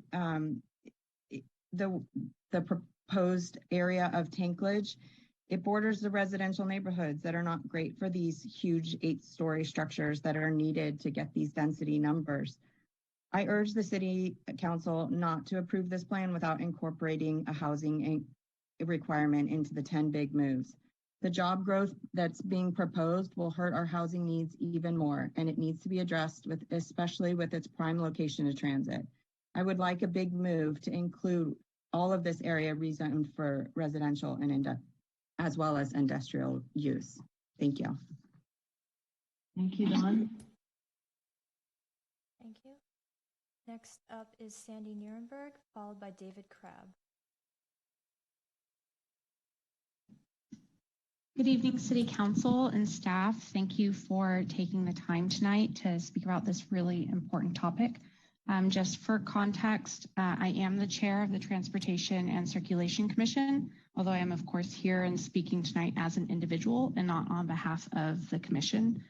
I just want to strongly urge the City Council, as the prior speaker said, not to approve the plan tonight. I am sorely disappointed by the development first and really development only approach of this plan. As has been mentioned many times tonight, this vision has been narrowed, often by staff, and coincidentally after a long prior history of work with developers, and that really shows through in the priorities of this plan.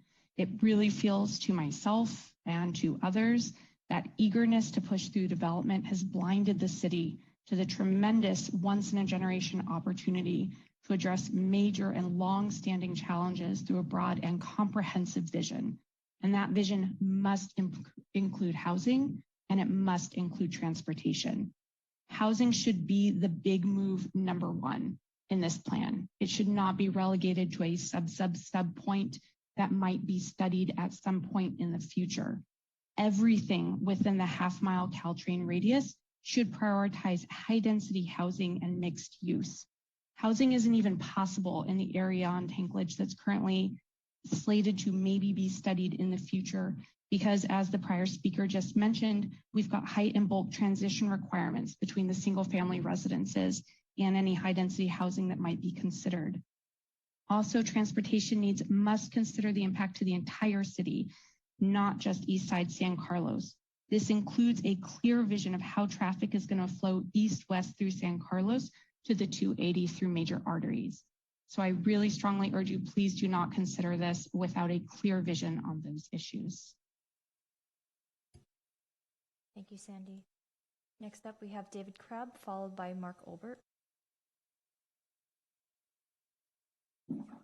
Good evening, Madam Mayor and members of the City Council. I also would prefer that you not approve the East Side Innovation District right now until the revision of the housing element is complete and you are satisfied that the housing element will meet the challenge of 8,000 to 10,000 new jobs in the city's pipeline. For the past 30 years, cities up and down the peninsula, including San Carlos, have not connected the number and types of jobs in their community with the number and affordability of their housing stock. This has driven up the cost of housing to astronomical levels due to the basic law of supply and demand. We have too many jobs, too few houses. This has been great for those of us who already own a home in San Carlos, which I assume includes all of the members of the City Council. We're all millionaires. But what of all those people who currently do not own a home or don't have an annual income of $250,000 or more, which is pretty much what's needed to buy a new home today? They are falling further and further behind, and that's totally unsustainable.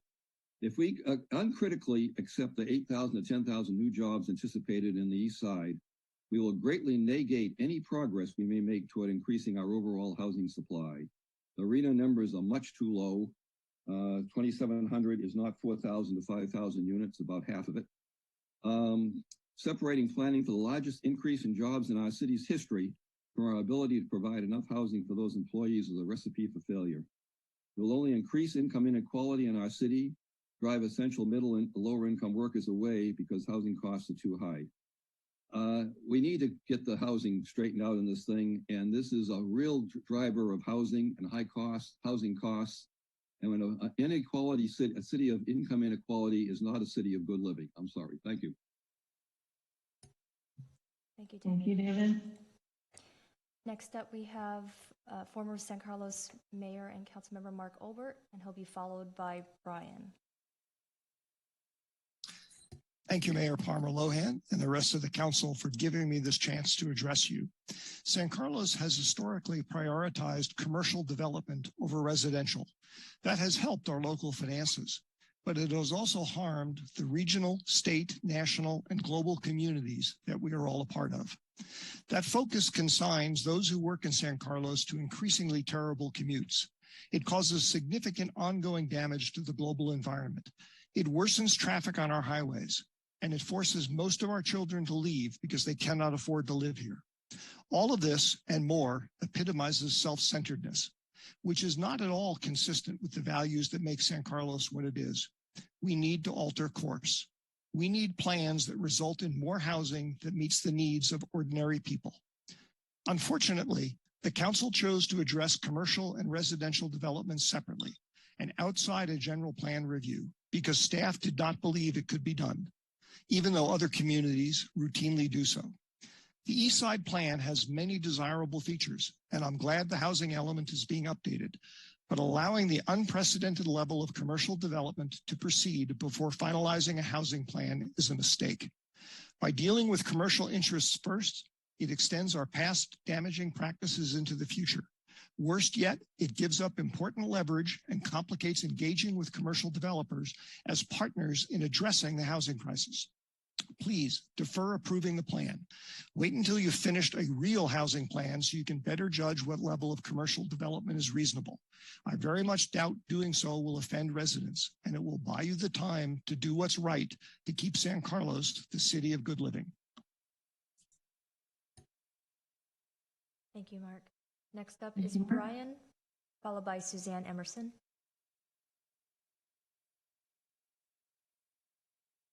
Brian, you should be able to unmute.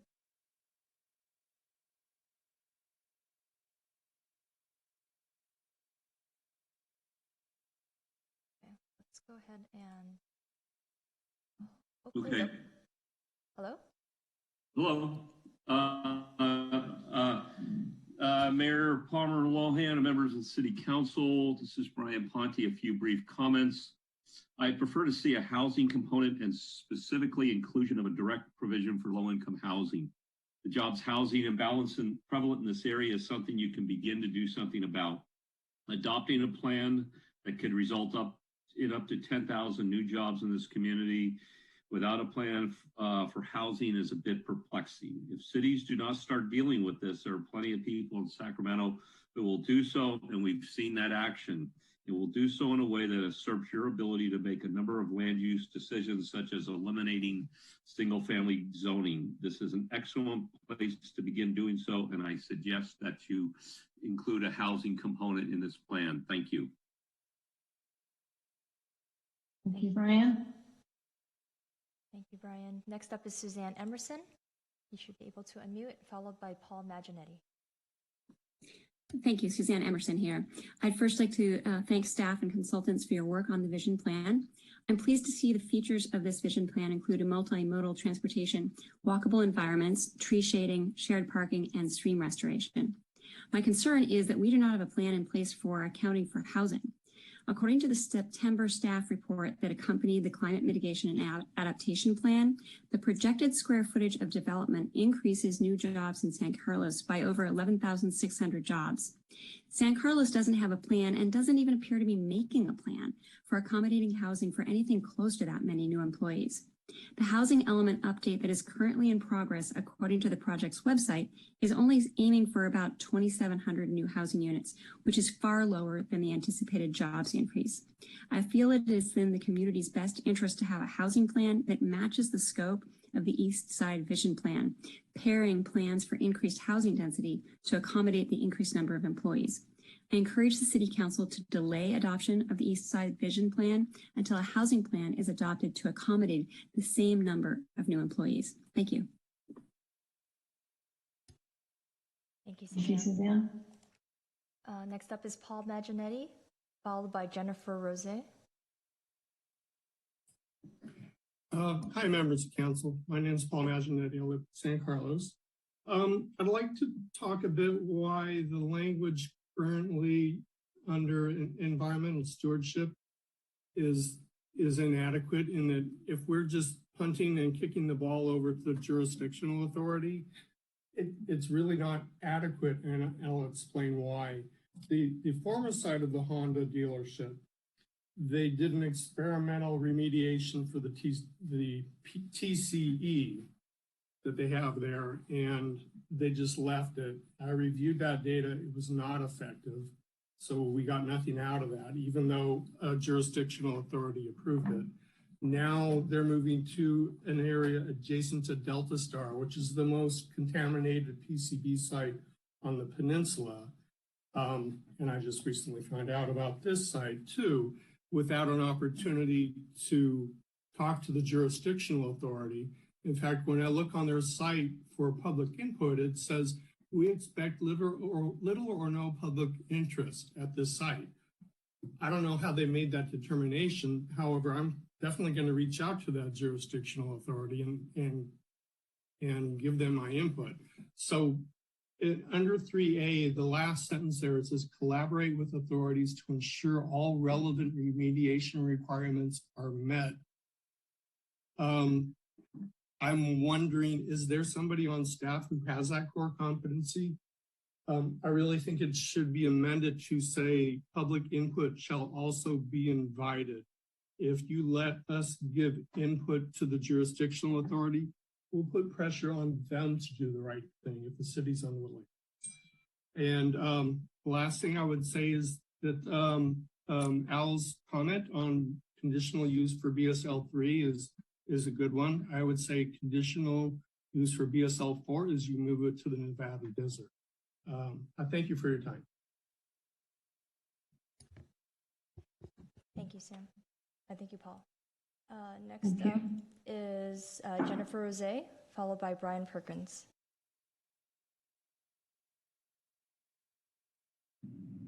Yeah, hi. My name is Jennifer Rossi, and actually my husband Daniel is here too, so we'll try to fit it in 2 minutes. It might be a little bit more. And we live in East San Carlos, and so I just wanted to sort of echo what some of the other people said. I agree 100% that the holistic planning for San Carlos is really important. Thinking about the housing, the commercial development, the traffic flow. I mean, I don't know that this is part of it, but even like how people get here, is the whole freeway going to get backed up? Like what happened when they opened Facebook? Like, you know, really being comprehensive in the planning before approving something, I think is really important. And then also a lot of talk about housing and low-income housing, I think, is necessary. But I just really want to take a minute and call out like the people that are really essential for our community: teachers, police, firefighters, and like making provisions for those people and not just planning for the biotech workers who aren't here. But we have a lot of teachers that can't afford to live here either. And so if there's a way to build in something to support our teachers and our schools and our firefighters and our police officers and what's really essential for our community to continue to thrive, I think is really important as well. And then also just the piece about the high density housing. There's a lot of places it could go in San Carlos. Maybe East San Carlos is one, but there's probably a lot of other places as well. And sometimes it sounds like people think, let's just put everything on the east side. So maybe spreading it out and then thinking about how the traffic would be impacted also, I think, would be really important. And then I'm going to hand it over to my husband. Just a quick question. It seems like I'm hearing a lot of people talking about the housing. I just don't think that East San Carlos is half of San Carlos. So I don't think we should try to put half of our housing issue in East San Carlos. Is that it? And also, thanks for addressing sorry, one more thing, the traffic flow, mitigating the traffic flow on East San Carlos. Thanks for building that into the plan. Thank you. Thank you, Jennifer. Thank you, Daniel. Okay, next up, we have Brian Perkins, followed by Dimitri. Thank you very much for the council. I appreciate this opportunity. I think that you ought to put this vision plan over. Unfortunately, right from the get-go, we were told as participants in this development of this plan that housing wasn't going to be one of the discussion items. So I watched the first meeting briefly. I watched the second one. I think I also raised the housing issue. And the second one, having been told once or twice, I took the hint and I dropped out of any other meeting. And it seems odd that we're doing a 1960s development style here using updated graphics. I grew up in the Bay Area. I can remember so many times when industrial parks were developed and housing was an afterthought. In fact, in the town that I grew up in San Rafael, they're still doing housing around a major industrial park that they developed back in the 60s. That's just terrible planning. And that's exactly what we're doing here tonight. I'm pleased that someone decided that they needed to put the subject of housing into the plan somehow. I just wanted to be noted that the subject of housing was there right from the get-go and then prohibited as a substantive contribution to the work product. So put it over. The only people that are going to benefit from clarity on this are the developers. And I have to say, that's fine by me. I actually like developers. I think developers are great. I don't think that that's the only person, or excuse me, the only entity that ought to be given consideration when the city council is acting. I think the council ought to be considerate of the people who don't have a voice ordinarily, be it the teachers, the firefighters, or the grocery clerks. All of them are going to suffer tremendously. At its heart, this is a really cruel plan, simply because you haven't formally committed to doing housing. You're going to talk about it on that side, but you haven't actually formally committed to doing it. Please wait. Thank you. Thank you, Brian. Okay, next up is Dimitri, followed by Ellen Dooley. Yes, hi. Can folks hear me? Yes, thank you. Hi. I'm just going to ask for a little indulgence. Ben Fuller and Patty and Scott Marsters have ceded some time to me. So I'm not planning on going way over 2 minutes, but I'm just asking for a little bit more time. I want to thank the council for commissioning the study in the first place. I'm hearing some strong feedback about housing, and I think that's great. I love the community involvement, but I do want to acknowledge the fact that council did ask for commissioning the study in the first place, and there may be some issues with how we specifically are going about it, but I do think that we're getting a much better dialogue as a result of that. I also want to thank staff for the updates to the plan from the letter that was sent out earlier in the week. I think that's very helpful to see. I also want to thank Vice Mayor McDowell for discussing 495 Brigado, talking about concrete paving over a known toxic site is not necessarily the right thing to do. And I'm very concerned about what the comment that was made about, quote, staying in our lane regarding toxins. I mean, that's the kind of attitude that allowed things like the Flint water crisis and other environmental catastrophes in this country to occur. What we have found as a community group is that the more involvement from community and civic input into the environmental issues, it always leads to far better remediation efforts. So just kind of washing our hands of this and pretending that it doesn't matter is I think is very problematic. I think we should consider hiring an environmental expert on the staff that could help sort of pave the way and work with the governing agencies to make sure that we get better results. I want to acknowledge really good points on housing and commercial balance. I'm not 100% sure about whether or not we need to hold off on approving this plan or not. Initially, we did ask for including the residential neighborhood, and we talked a lot. The GESE neighborhood did talk a lot about housing at the onset. And I want to thank the commenter for talking about housing, doing housing that's proportional relative to the entire city. These are all great points. I'm really happy to see such great community involvement from everyone present and all the speakers. Regarding biosafety hazards, I did put in the letter, I think we should talk about. Dimitri, could you just hang on? Greg Rubens, procedurally, is it acceptable to allow him to go past the 2 minutes? I recognize I'm supposed to provide everyone equal time, so could you provide guidance here, please?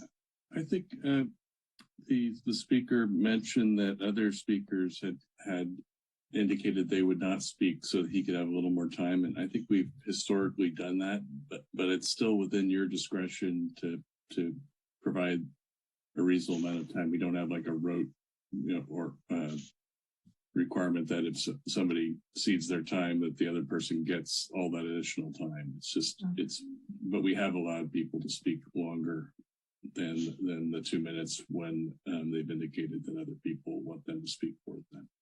Okay, all right. Thank you, Greg, for the clarification. Thank you, Dimitri. You could go ahead. Yeah, my intent isn't to take the full time. I forgot exactly where I was. Oh yeah, the proportional housing I thought was a really good comment. The biosafety hazards, I think we should consider just outright banning level 4. That's some really dangerous stuff, and the conditional use permit perhaps for level 3. That might be a good compromise for us to consider. I would like a little stronger language regarding using the multimodal station for any TDM shuttles. And we're very grateful to have a little bit of clarity on the high density housing. I did like seeing the perimeter, and it feels to me that along Old County Road we could certainly extend that as we move south all the way to commercial. And just because it doesn't fit within the half mile, we really ought to consider industrial, as a potential, as long as a proper environmental remediation is done. So I think let's really focus on how we can do a better job with environmental remediation on all of the projects that are in front of the city, and perhaps appointing someone within staff to really hold point on that, because right now it feels like a number of concerned community residents are really kind of holding that, running with that ball and trying to make those improvements. And I think we could do that in a more collaborative joint fashion. So thank you. That's all I have to say. Thank you, Dimitri. Thank you, Dimitri. And the last hand up that we have is Ellen Dooley. You should be able to unmute. Yes, thank you very much. And thank you, Madam Mayor and City Council and all the people that have gone into working on this project. I think it's a really phenomenal project for San Carlos to embark on. My hesitation is that not enough planning and work, as much as it's gone into it, it feels almost like the tail is wagging the dog, that we are being driven by the commercial lure of tax revenue and maybe a lack of total vision for the whole project and what it could be. It's innovative in some ways, but we're not really incorporating the housing element. That's the biggest concern that I have about this, is that if you're going to innovate and create basically a whole section of San Carlos that's going to be multi-use, it really should.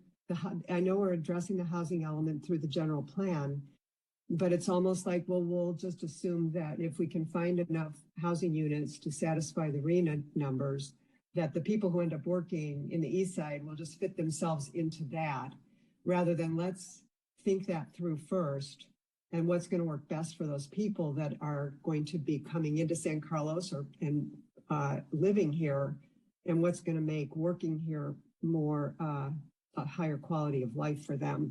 So I just think it's a matter of the way we've envisioned this project, and I would ask that we postpone the vote tonight and that we go back and look at this from a bigger perspective.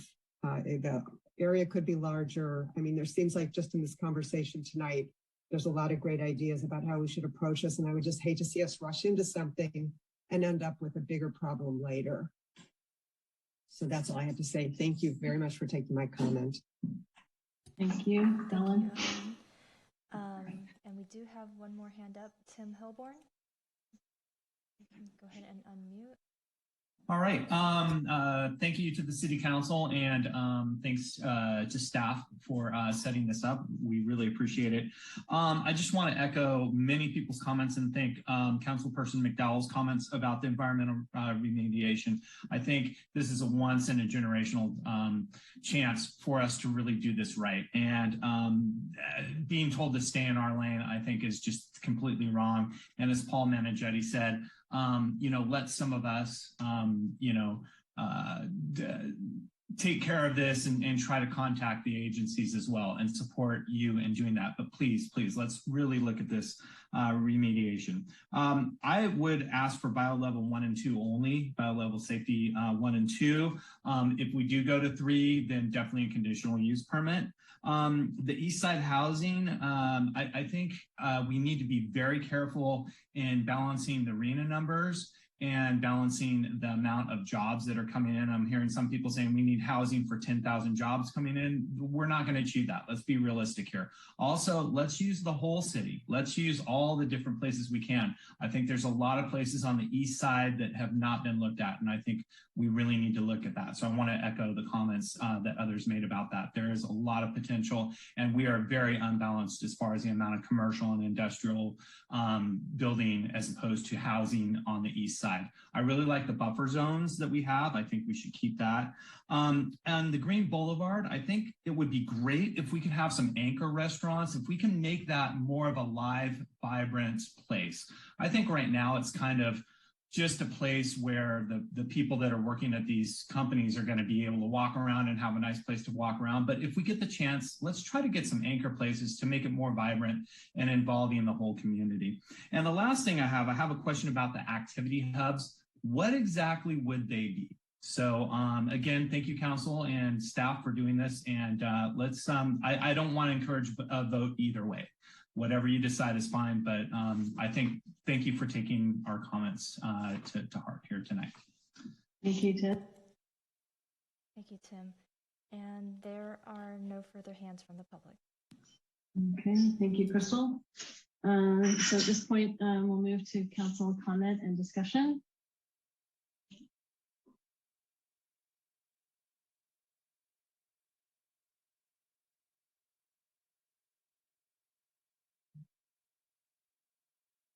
I'll start with Councilmember Rack and then go to Councilmember Duke. I was trying to not be first for once, Madam Mayor, but okay. Thank you. And thanks for all the public comment on these issues. I appreciate that. I think a couple of thoughts that I have around this is I want to first thank, I know that Councilmember Dugan has brought up a lot about housing and Vice Mayor McDowell around the environmental issue. And so for me, I am struggling a lot with the environmental issue here right now. I do not think we're being stringent enough. I do not think we're doing enough around that. So I would love to understand, we're doing lots of different studies as part of this plan. So I would love to be able to incorporate a study of what legally we can do from a local jurisdiction to understand what our rights are and what opportunities we may have to do more around environmental protection for our community. And I think as part of that, I would love to change the language to say that we will, in the vision statement, that we will hold those looking to develop those properties in the East Side Vision District to the highest environmental standards and the highest level of remediation possible. I think that since it's a vision statement, I don't see why we couldn't try to aspire to that. But I would love to do a study on that as well. I would like to see us to do something around the biohazard biolevels, whether it is to just limit to 1 and 2 and 3 with a conditional permit. I think what Dimitri suggested seemed fairly reasonable. And then on the housing side, I appreciate all the comments around the housing and I think, John, I think you asked one question about the east side. I think there is one area in the east side that we are looking at some changes to housing, if I can recall from the housing element, and that is for East San Carlos Avenue to change that from mixed use to housing only. So as those properties turn over, they would be housing only, which I think is something which is a great step on that. But I would be open to expanding the area that we look at and study at with regards to housing on the east side, and sort of and I think just whether it's part of the housing element or how we do it, I do think there are other areas to look at to identify for potential, down the road, and to look and maybe incorporate this element, but to do sort of as part of that bigger vision process. And then I think if we could, I've heard a lot of different numbers about the jobs housing imbalance in San Carlos. Getting that number would be really useful and helpful to understand sort of either, where our deficit is. So we understand kind of, I've heard a lot of numbers about how many housing units we need to build, but really having a better sense of what that number really is would be helpful. So those are kind of my thoughts at this point. I appreciate all the public comment and look forward to some discussion. Thank you, Madam Mayor. Thank you, Councilmember Dugan. Yeah, thank you, Madam Mayor. And this was a heck of an effort by staff and by our community and by our commissions. There's an awful lot to like in this plan, and I'm really pleased with a lot of the aspects. Really like the thoughtfulness on activity hubs and trying to activate these neighborhoods. I saw several call outs for perhaps a performing arts venue. That would be an interesting component of one of those for sure. The activity hub loop, I thought that was very interesting and very pedestrian focused, which is what we need in a major development like this. The Discovery Path Network, linking that old railroad spur into a whole network of paths, which would lead over to our reclaimed and newly celebrated Pulgas Creek, which would now become a linear public park, perhaps. These are all really good, strong ideas. I really like the Green Boulevard along Industrial. What a great welcoming way for everyone to come into a new district like this. And then all the good work on marrying this to our bike and circulation plans, lots of wide throughways, and so a lot of good thoughts, a lot of good has gone into this plan that I am quite supportive of. I do just want to share a couple quick facts. I know we've been talking about housing and what the potential is here. So briefly, it was recently reported since 2010 in San Mateo County, this is our whole region, the whole county, there have been 11 times more jobs produced in our county than units of housing, 11 times. Over the past 10 years as a community, our normal planning review process has produced on average 68 units of housing, new housing per year in San Carlos. So that's kind of our average, doing things the way we've been doing it, 68 units a year. The housing crisis has real impacts. One particularly disturbing recent development is our schools are losing enrollment. I believe we're down nearly 150 students in our elementary grades this year. Why is that? It's pretty straightforward. Young families aren't making it around here. They can't afford it. We don't have enough housing, and the housing prices are not controlled in any reasonable way. So what's going on our east side right now? This vision plan is covering roughly 150 acres. 30 to 40 of those acres are currently in active development phases right now. The actively proposed projects add up to some 1.7 million square feet, and all in, the development on the east side is clearly going to be well over 2 million square feet by the time this plan it would be fully realized.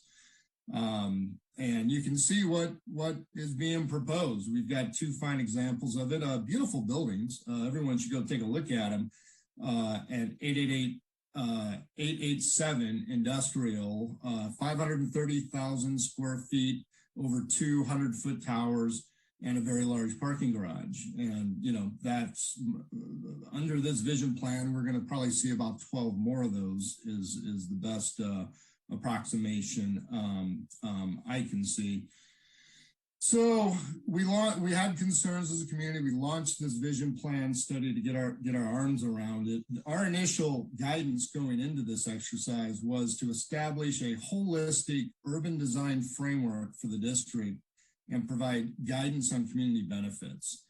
And then our number one project goal going in was to develop a vibrant neighborhood with a mix of uses. And, you know, that seemed like a great starting point because, you know, my understanding of mixed use always involves residential. So, you know, I have been a bit disappointed to see housing not fully addressed or fully considered in this plan, especially as this process is unfolded with so much strong public input, outreach, housing consistently mentioned.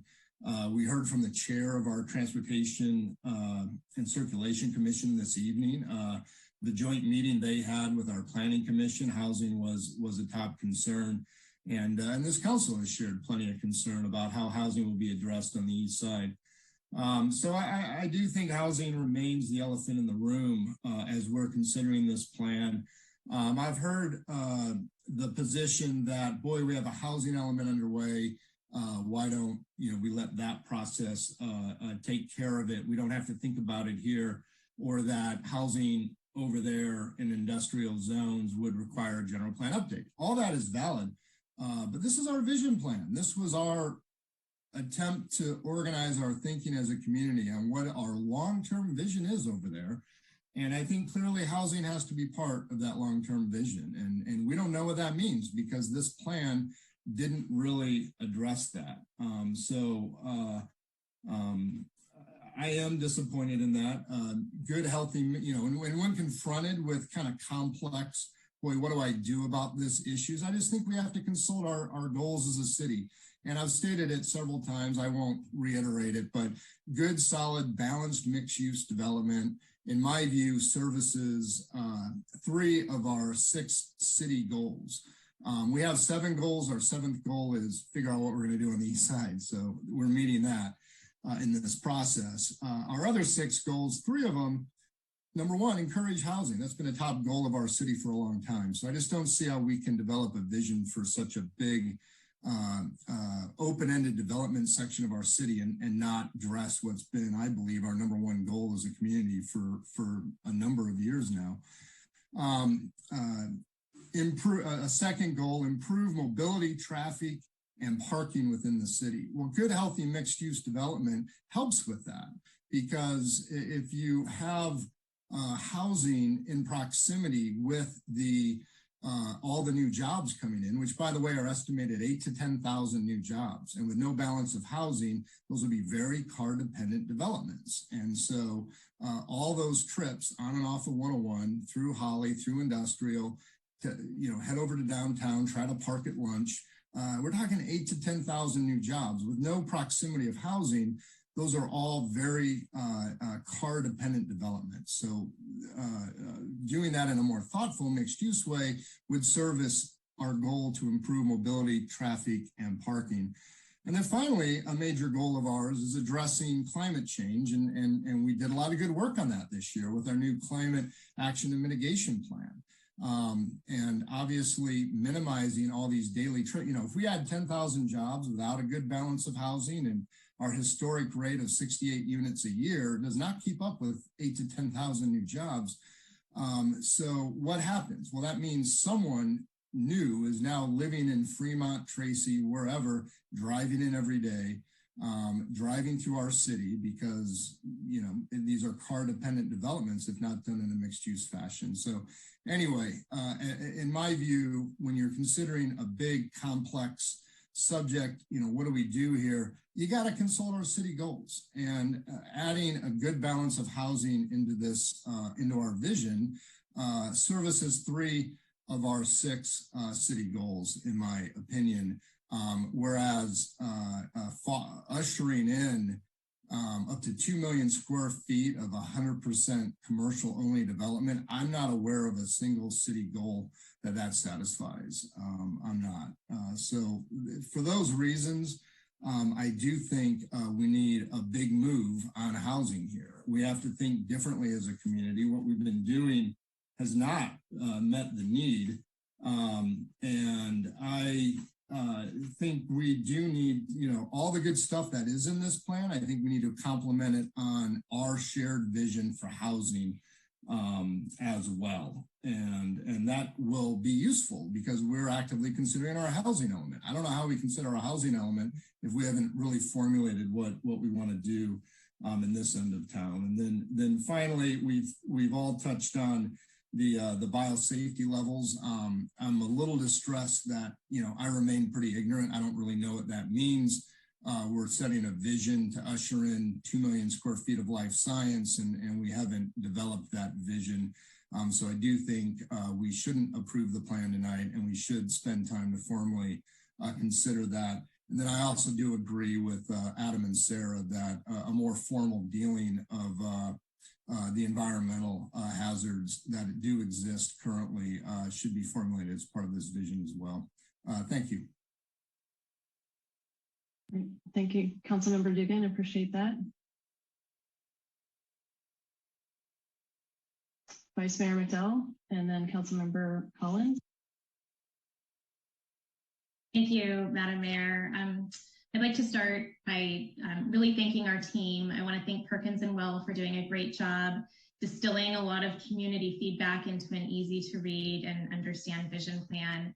And I really want to thank our staff. This was such a heavy lift. And, we can't forget that we launched this vision plan during the height of budget cutbacks and the pandemic. And so this was really just an amazing plan to put together over the last 9 months.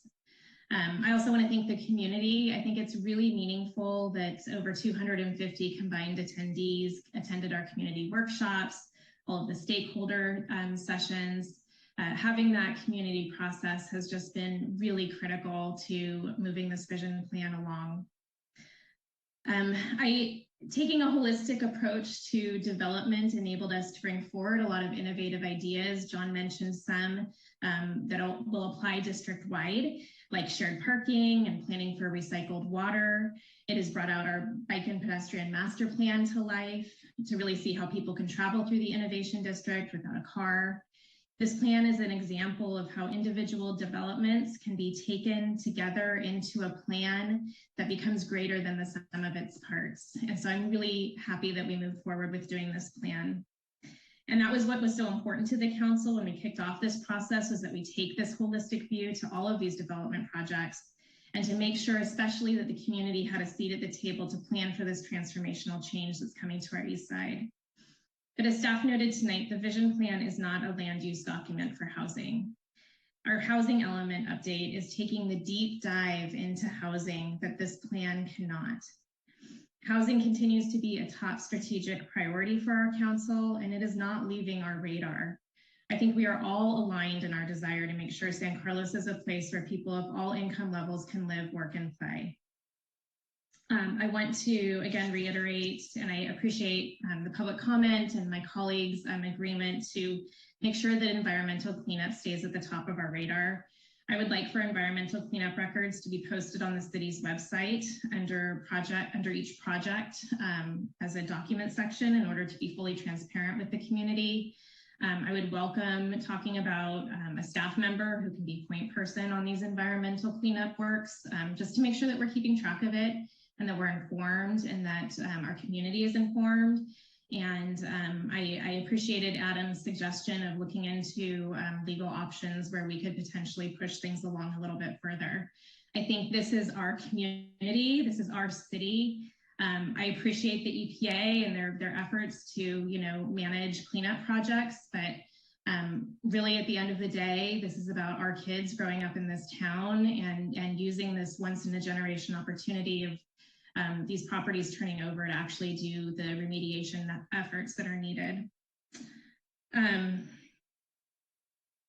I also wanted to note that with regard to jobs, our general plan was adopted in 2009, and it envisioned 9,000 jobs being created by 2030.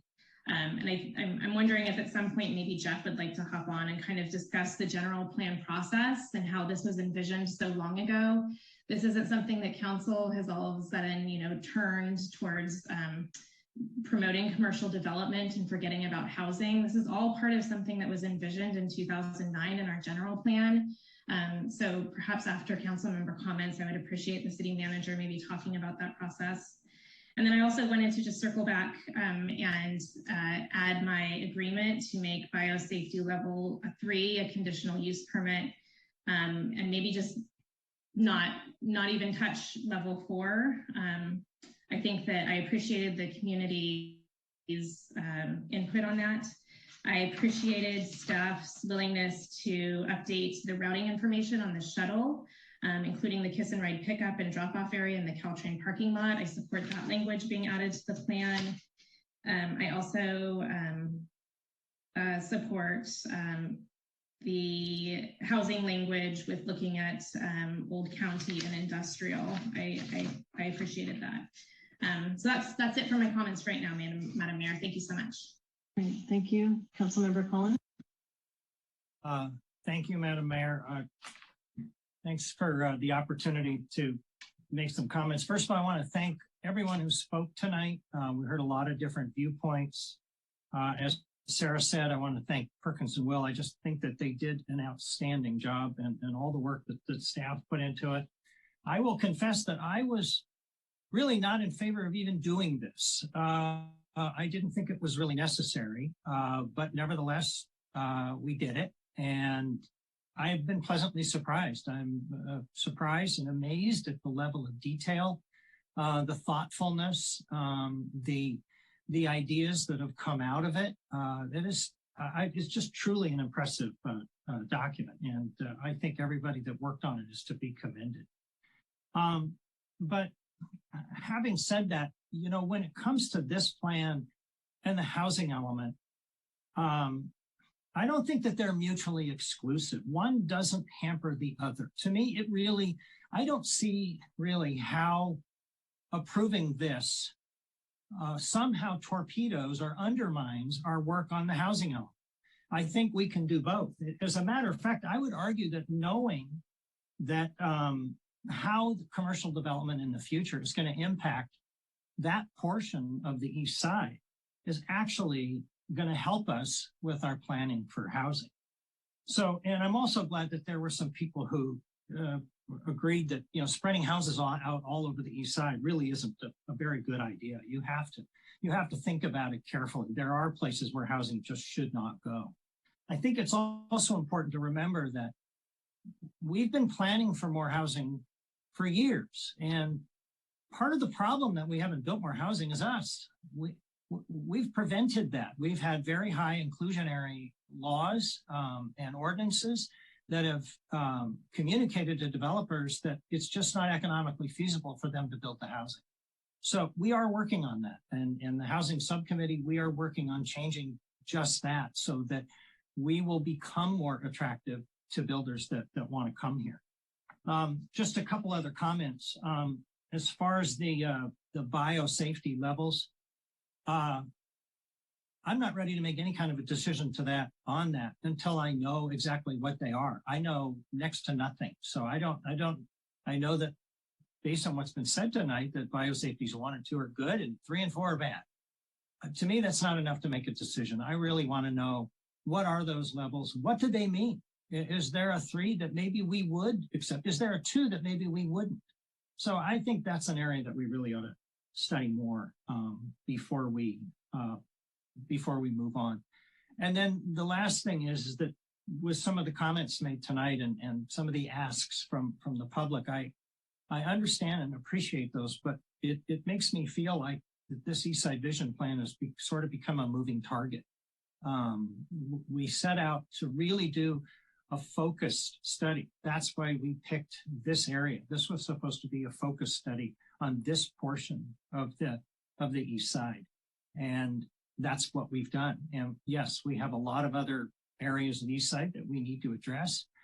Housing is a huge thing, but I think we need to keep our focus and make sure that we don't lose sight of what it is that we're trying to accomplish. So I think that's pretty much everything I'd written down to say. But again, I want to thank everybody for all the input that they've had in this. I'm not quite sure where we go from this. I've heard a lot of conflicting feedback from my fellow council members. I hope we get some clarity in the next few minutes. Thank you, Madam Mayor. Yeah, thank you, Councilmember Collins. And I've been taking notes and I have a grid, so we'll go over it in just a few minutes of people's comments and requests. I also want to echo my council colleagues' gratitude with respect to staff and our consulting team, and also, more importantly, the members of the community who joined us in providing input into the Eastside Innovation District Plan. When we embarked on this journey, at the time, there was effectively, lots of projects in the pipeline. With, the idea that it would be, the regular process and, the potential for each one to be taken on its own as an individual project. Then there was an option presented, as was discussed before, that we invest $1.5 million and 2 years in developing a site-specific plan that may or may not get us exactly where we needed to go. And this solution was devised as a way to try to see if we can't understand the impacts of the development that was coming into our community, and ensuring that the impacts of them were minimized and more importantly, they enhanced our community. The Eastside Innovation serves as a guidepost to ensure superior design, environmental preservation and enhancement, public benefits, and to enhance the character. So again, these are policy statements, and they're not necessarily designed to be, specific agreements, but this is intended to help us as a community prioritize what's important to us. And I would say the benefit of the housing discussion and the feedback that's been given tonight is that the community has spoken. And in the beginning, when this council was seated in 2018, housing became a priority and it became a #1 goal, and it has remained in that place since then. And over time, the community has been more outspoken about the need for housing. And so I think, in contrast to other conversations that we've had earlier on in my tenure, the fact that there are so many people that are interested in wanting to see more housing projects in our community is a good sign. I agree with Councilmember Collins that it's not mutually exclusive. The housing element is an opportunity for us to really take a look at what we want to create in our community with respect to housing. And we have charged staff with taking a hard look at understanding the impact of the incoming jobs to ensure that, is that goal of 3,400 homes, is that enough, or do we need to do more? And I heard Lisa Porras say to us this evening that that is part of the work with respect to the housing element. So I'm very pleased that staff will continue to honor that as we move forward. I share the concerns about the impacts of lack of housing on our community. I know that we lose a number of teachers every year out of district, a full third, I think, in this past year. We have very few firefighters and police personnel who actually live in our community, who actually serve our community. The San Carlos 2040.org housing element update is a tremendous website. It provides a lot of information about that housing element. Everyone is encouraged to participate in that as well. I hope the same voices that came out tonight to talk about Eastside Innovation District planning also participate as passionately in the housing element update as they did so this particular evening. So, the one thing that I keep coming back to in our conversation that we've had is this idea of environmental remediation. And I'm hearing a strong interest in wanting, San Carlos wants to be a bit more aggressive with respect to our environmental protections and remediation. At the same time, we're also talking about wanting to put people right in the middle of that. And I don't fully appreciate all that I need to appreciate by expanding our housing zone into an area where we have deep reservations about the health of the soil. So in that particular case, I would again defer to the housing element update to address our housing concerns and make sure that we're very aggressive when it comes to making sure that we can accommodate all of these new workers that come to our community. When it comes to the environmental remediation that was proposed earlier this evening, I am aligned with this idea that we try to push the envelope and see where we do have an opportunity to influence and be more aggressive in our requirements there to ensure the safety of our community, especially in light of the flood levels as well as the bay level rise. When it comes to BioLevel 1 and 2, again, I don't have a full appreciation for the impacts on that. I think, initially I would agree with some of the proposals made tonight that we just focus on 1 and 2, but I think more study is warranted I think directionally being more conservative makes sense, but I think having a more focused discussion on that would be helpful.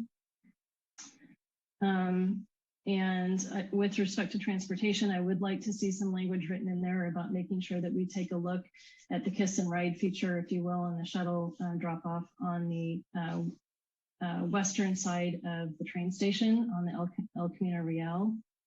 And I think that's where so I think those were the different columns that I had listed. So I'm in support of moving forward with the Eastside Innovation District Plan. I think that there's some finer points if the council is so moved to move forward with this tonight that we may want to revise and make sure we have clarity on. So at this point, Jeff, I'll turn it to you to find out from your perspective, what you're hearing and what your recommendations are for next steps in this discussion. Yeah, thank you, Madam Mayor, members of the council.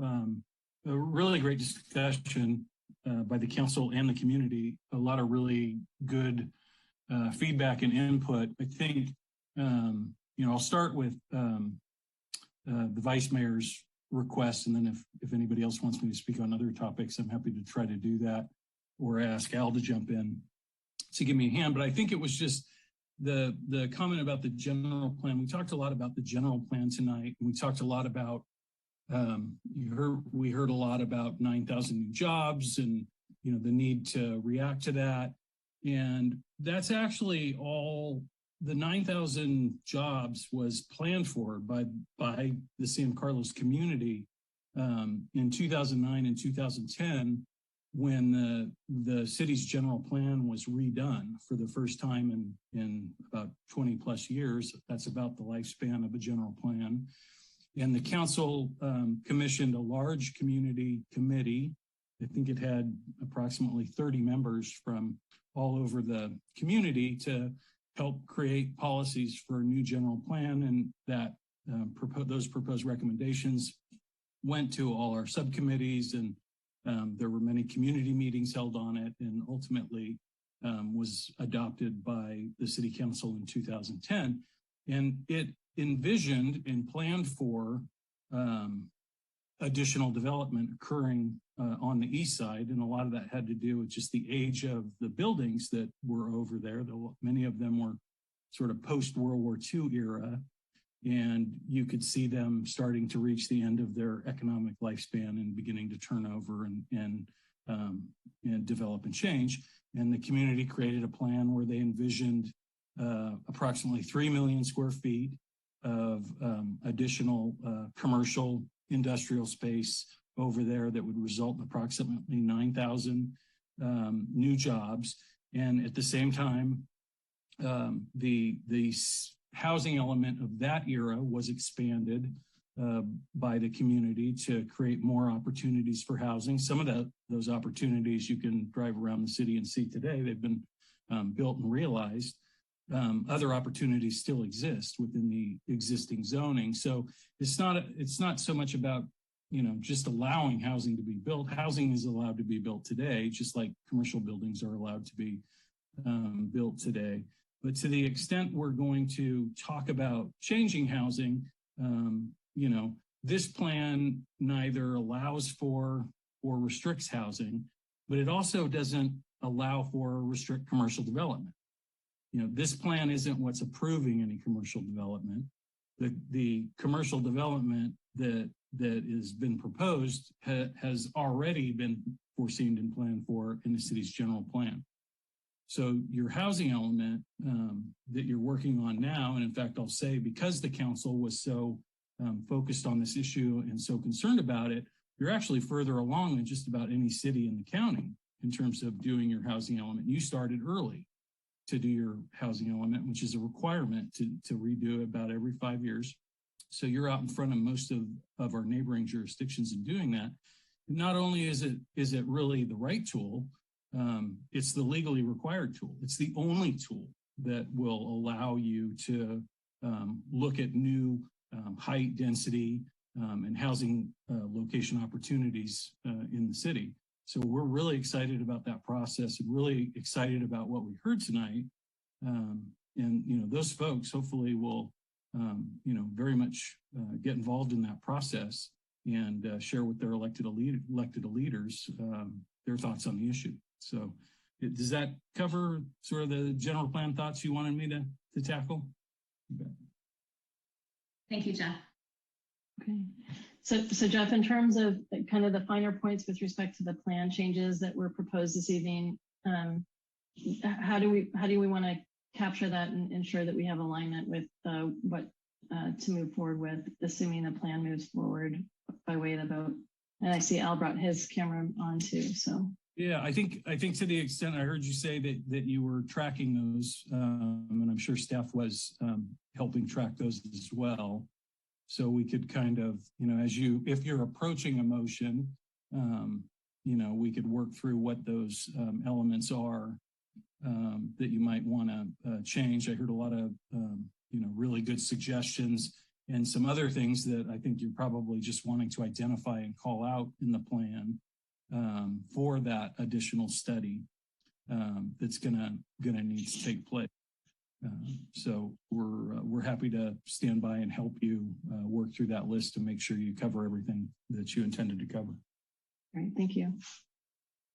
Okay, so all right, so what's the council's favor with respect to how we move forward? So I can review what I heard in terms of some of these finer points, or we can ask staff to do it. We can take a motion and.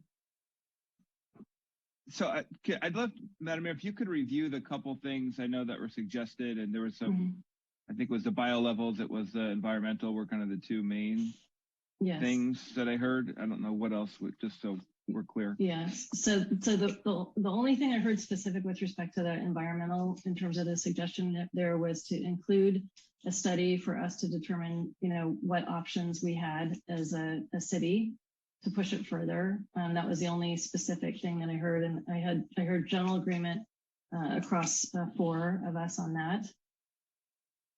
So unless there's any objections, okay.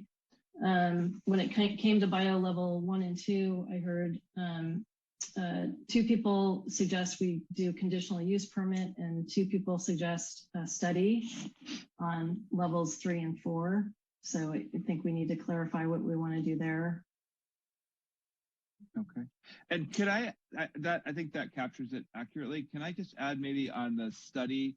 I think one thing that came up was the consideration of hiring sort of in-house expertise, if perhaps that could be included in the study. Okay. So identifying a point of contact within the. Whether it's an environmental attorney or somebody with that expertise. Okay, so that was back on the environmental thing, not the bio level 1 and 2. Oh, sorry. Yes, okay. As part of the study, if we can incorporate looking into that as well. Okay. Right. Okay. All right, and then bio level, there was two people who called for conditional, making use level 3 conditional, and no comment on 4. And then 2 of us proposed that we study level 3 and 4 implications and how to proceed with that.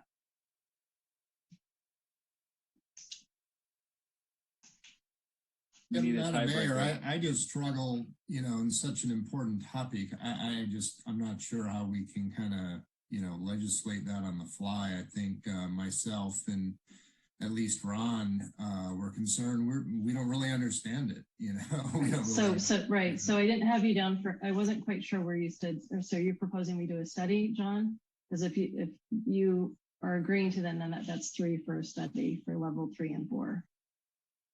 I guess I'm saying that, I don't know enough about 1 and 2. It doesn't feel right to me to send this plan through at this moment in time if this is an important component of that plan and and we don't exactly know what we're talking about here. May I just suggest that one option would be, let's say the council didn't feel comfortable talking about or regulating these bio levels in this plan. What you could do is direct staff to study the issue, bring it back to the city council, and you could take action at a later date. And if necessary, you could amend the plan to add something in after you know more about it. So that's an option for the city council. I would be comfortable with that approach. How did the rest of you? I'm just a little concerned. Oh, sorry, Ron. Madam Mayor, I think I like Al's suggestion because I'm struggling with whether or not we should throw all these things in and approve this, or if we ought to continue the item to get a little bit more clarity. Is there any magic about passing a resolution tonight, Jeff? We've made so many suggestions and changes, and we have so many questions. What about a continuance, or can all be handled with all of these amendments? Well, I think you can handle it with these amendments if we put the right context on how you're handling this. I don't actually think there's really all that much that you're changing relative to the scope of a plan. This seems pretty normal to the adoption of a plan like this. But I think like what John just said, this isn't the appropriate plan to legislate like the specific change about, you wouldn't put the regulations about bio level 1 or 2 or 3 or 4 into this plan, right? What you would say was, because the plan doesn't approve any biotech development, it doesn't approve any development whatsoever.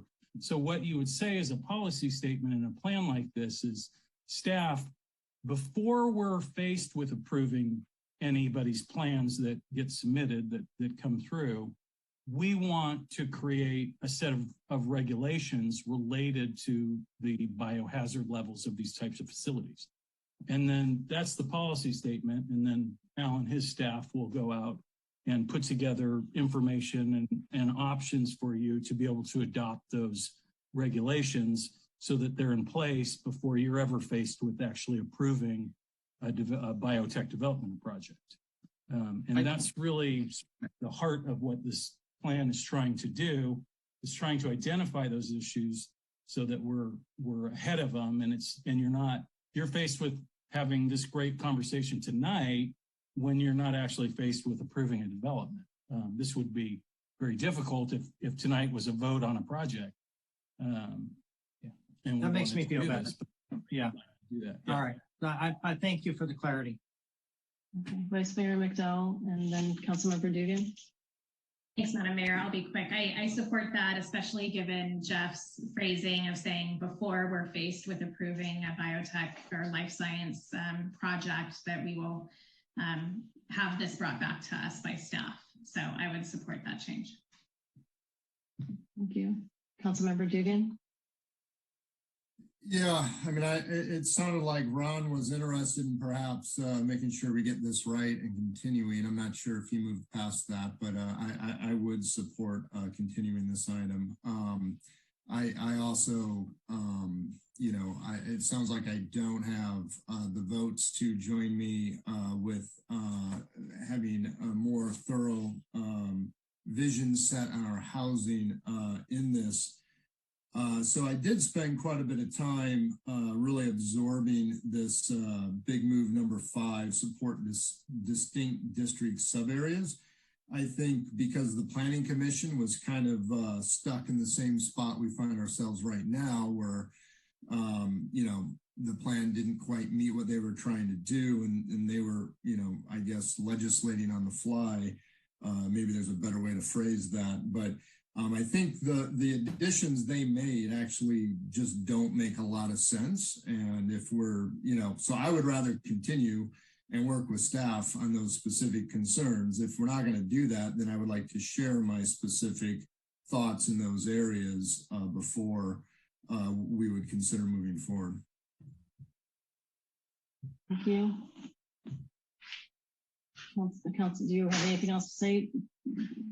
Councilmember Dugan, now then Councilmember Rack has his hand up. So before I move on, I want to. Yeah, thank you, Madam Mayor. I mean, you know, my thoughts are pretty specific here. So why don't we stay on the kind of higher level general, but when it's an appropriate time, I'd like to just share some specific edits in big move number 5 that I think everyone would agree with because, you know, in my view, they just make sense. Councilmember Rack. Thank you, Madam Mayor. I just wanted to express my support for what Jeff suggested. I think that Ron and the Vice Mayor suggested around the bio levels. I think that's an appropriate way for us to go. Okay, thank you. I'm in alignment with that as well. Okay, and then I also had wanted to accept Al's suggested additional language with respect to the transportation. Does everybody, I see some head nodding there. Okay, so we can add that in, Al. Okay, all right.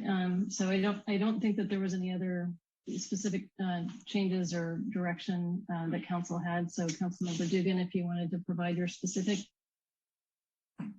Yeah, thank you, Madam Mayor. And I would direct people to page 42, where, and this is where the page 42 of the vision plan, not the packet. And this is where our planning commission, you know, kind of went into drafted on the fly mode. Specifically, this is so principle A under big move 5. And this is where they wanted to study the potential for mixed use residential development. But they wanted to limit that to within a half mile from the San Carlos Caltrain station. I know that created some confusion with folks who live on the east side. And if you just look at the radius as drawn, I think that kind of just in general misses the mark, having that half mile radius involved. I understand we've clarified we're going to exclude the areas not in this district, but I just think we should eliminate the half mile concept and that we should study the housing throughout, specifically because the industrial core sub area, I agree. I don't actually think housing is particularly appropriate in the industrial core sub area. And I do agree that we should protect our family owned industrial smaller businesses that exist there today. In my view, housing is more appropriate elsewhere in the district outside of that half mile radius, specifically in the Catalyst sub area. So my specific amendment would be to remove the in areas within a half mile from the San Carlos Caltrain station. That's one. The second one is the new sub 4 under B is where they want to provide that buffer of mixed use residential development along Terminal Way and Old County Road. And I don't really understand how that is under our industrial core sub area, because that is where we're focused on retaining existing fine-grained development character in small business. So I'm glad we're doing this. I actually think that should just be a new principle. Studying that should be a principle, because we're in fact, I think with that mixed use, the green you see there is, you know, that I don't believe that is an industrial core sub area. So it, you know, just being practical, that seems like a third sub area of mixed use along Terminal Way and Old County Road. I would be interested in my colleagues agree with any of that or not. Thank you, Councilmember Dugan. Councilmember Collins. Thank you, Madam Mayor. John, sorry, I can't support your first suggestion about eliminating this half-mile radius, but I'm not clear on what your second point was. Can you clarify that? Sure. I'm proposing that the green hashed mixed use area not be a part of our industrial core sub area, but as a new is just a different sub area. I mean, I don't know how the housing foreseen in that mixed use residential buffer area is part of our industrial core sub area. So it just I think that should just be a different principle, that we will encourage a buffer of mixed use residential development along Terminal Way and Old County Road. That feels like a sub area distinct from the industrial core sub area and distinct from the catalyst sub area. Yeah, I'm ambivalent about it, and if I'm ambivalent, I just don't see how if I'm not comfortable with it, I just can't support it. So I don't know how anybody else feels, but everything else, I'm ready to move on. Yeah.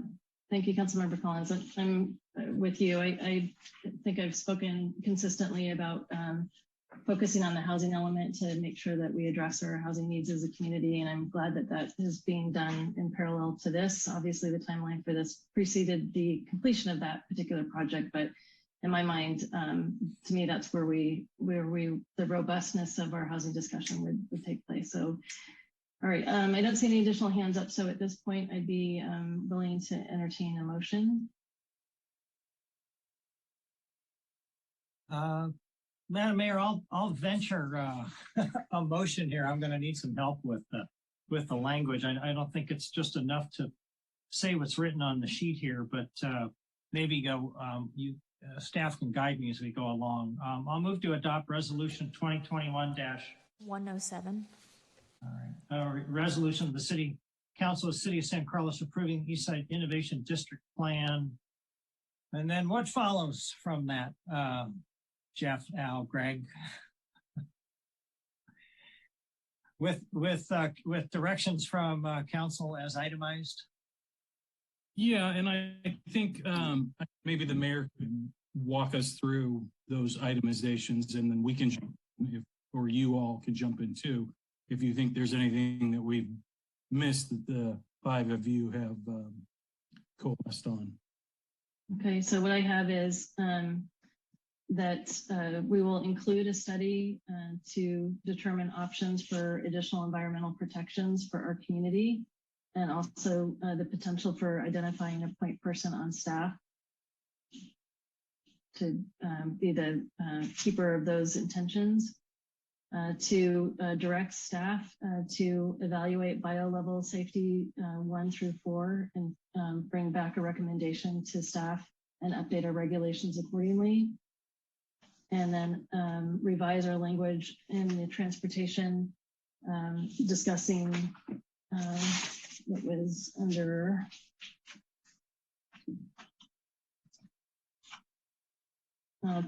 point 2, multimodal station usage, to include routing that would include the kiss and ride pickup and drop off area in the Caltrain parking lot off of El Camino Real. Okay, I see head nods. Is there a second? I'll second that. Okay, any further discussion? Councilmember Dugan? Yeah, thank you, Madam Mayor. I'll just say that, I am going to not be able to support this evening. I was hopeful we would show a bit more leadership with our vision on housing. And I will just point out that I just do think that, we are going to have to, it will be challenging for us to grapple with as a council, the numerous commercial developments that are coming down the pike that are going to be requesting 100-foot height limits when it's 100% commercial and jobs. Part of the thought on a bigger vision on housing is to actually be able to explain how those types of developments are going to fit into our community. So I'm just pointing out, we are going to be very challenged, I think, explaining the impacts on our surface streets and parking and general congestion in town, ushering in 100% commercial here. So anyway, that's all I wanted to say. Thank you. All right, I don't see any further hands up. Crystal, could you please call the roll? Okay, Councilmember Rack, Yes. Vice Mayor McDowell, Yes. Councilmember Collins, Yes. Councilmember Dugan, No. and Mayor Palmer Lohan. Yes. All right, I propose a 10-minute break. And Madam Mayor, I'm going to recuse myself since it's almost, I'm on the East Coast and it's almost 1 a.m. and I have to have an early start tomorrow. All right. Thank you, Councilmember Rack, for joining us this evening. Thank you. All right. All right. So we'll return at, let's just say at 10 o'clock. Thank you.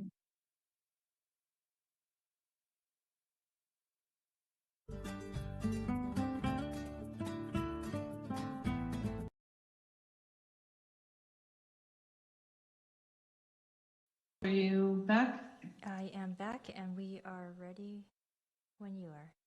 All right, well, thank you very much. So welcome back, everybody. We'll now move to new business item B, consideration of adopting a resolution approving the project specifications and authorizing advertisement and a call for bids for the citywide wayfinding and gateway signage project, C1719. And presenting on the item this evening is Christian Padilla, Economic Development Coordinator. Welcome, Christian. Thank you very much and good evening, Madam Mayor and council members. Christian Padilla, Economic Development Coordinator, and I'm honored to be presenting to you on the San Carlos Wayfinding Project. I look forward to updating you all on our status of the project and adding some background as to how we got here. The main purpose of tonight is to show the final designs, a timeline, as well as request approval on the specification documents and bid advertisement for the citywide wayfinding and gateway signage project. Next slide, please. I'd like to start by doing a quick overview of the project goals, which include providing the information people need to comfortably access destinations, attractions, parks, and other public venues, provide better and timelier route information to reduce misdirected travel, help drivers locate and identify parking convenient to their intended destination, improve motorist, pedestrian, and cycling safety by better informing visitors and directing motorist traffic along the appropriate street, and further enhancing San Carlos's public image through cohesive and helpful graphics. Next slide. The project began a few years ago and has had many stops and starts since then, the most obvious and longest stop being the last year and a half of this emergency health crisis. At the very beginning, the city engaged to develop a citywide wayfinding study with the guidance from a working group. This working group consisted of the Transportation and Circulation Commission, the Planning Commission, the Economic Development Advisory Committee, as well as members of the public. These groups determined key destinations and primary routes throughout the city and developed a design scheme for directional signage, city gateways, banners, and placemaking elements. From there, a community meeting was held to gather feedback on the wayfinding program. Shortly after, the Economic Development Advisory Commission toured mock-up signage that was installed in downtown. After receiving the feedback from EDAC, Transportation and Circulation Commission, the steering committee, and the public, the designs were adjusted accordingly and a sign location plan was developed. Next slide. Here we have images from the mock-up signage tour with EDAC that was led by our design consultant, Hunt Design. Next slide.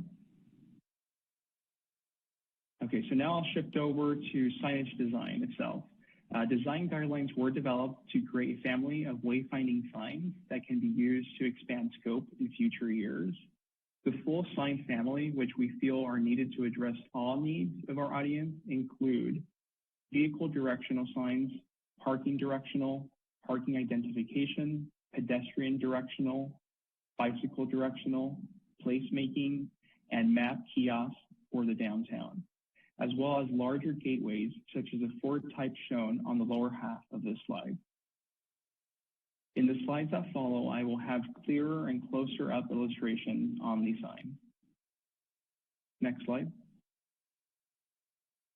Here we have public parking directional sign to guide our motorists to parking opportunities. This will encourage that walkability that we desire throughout the downtown.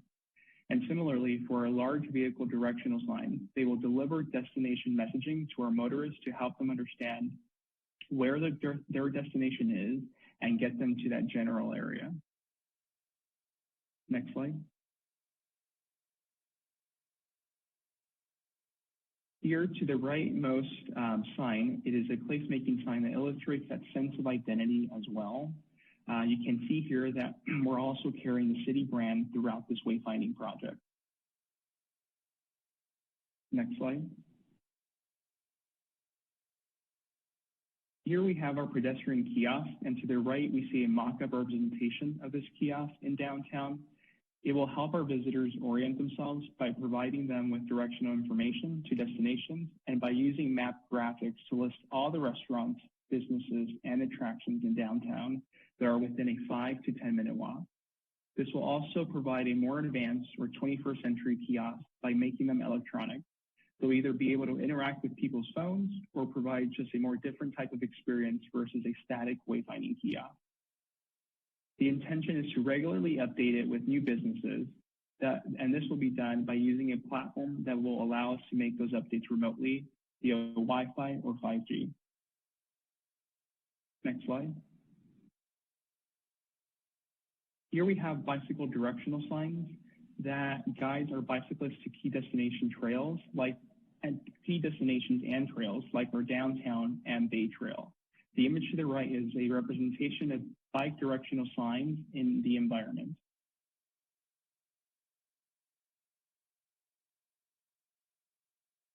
What we're looking at here is our existing iconic gateway on San Carlos Avenue. As we all know, gateway signs are key entry points along the city that are intended to capture audiences by informing them that they are entering the city of San Carlos. Next slide. Here is a representative rendering of what this gateway could look like at this particular location with the proposed design.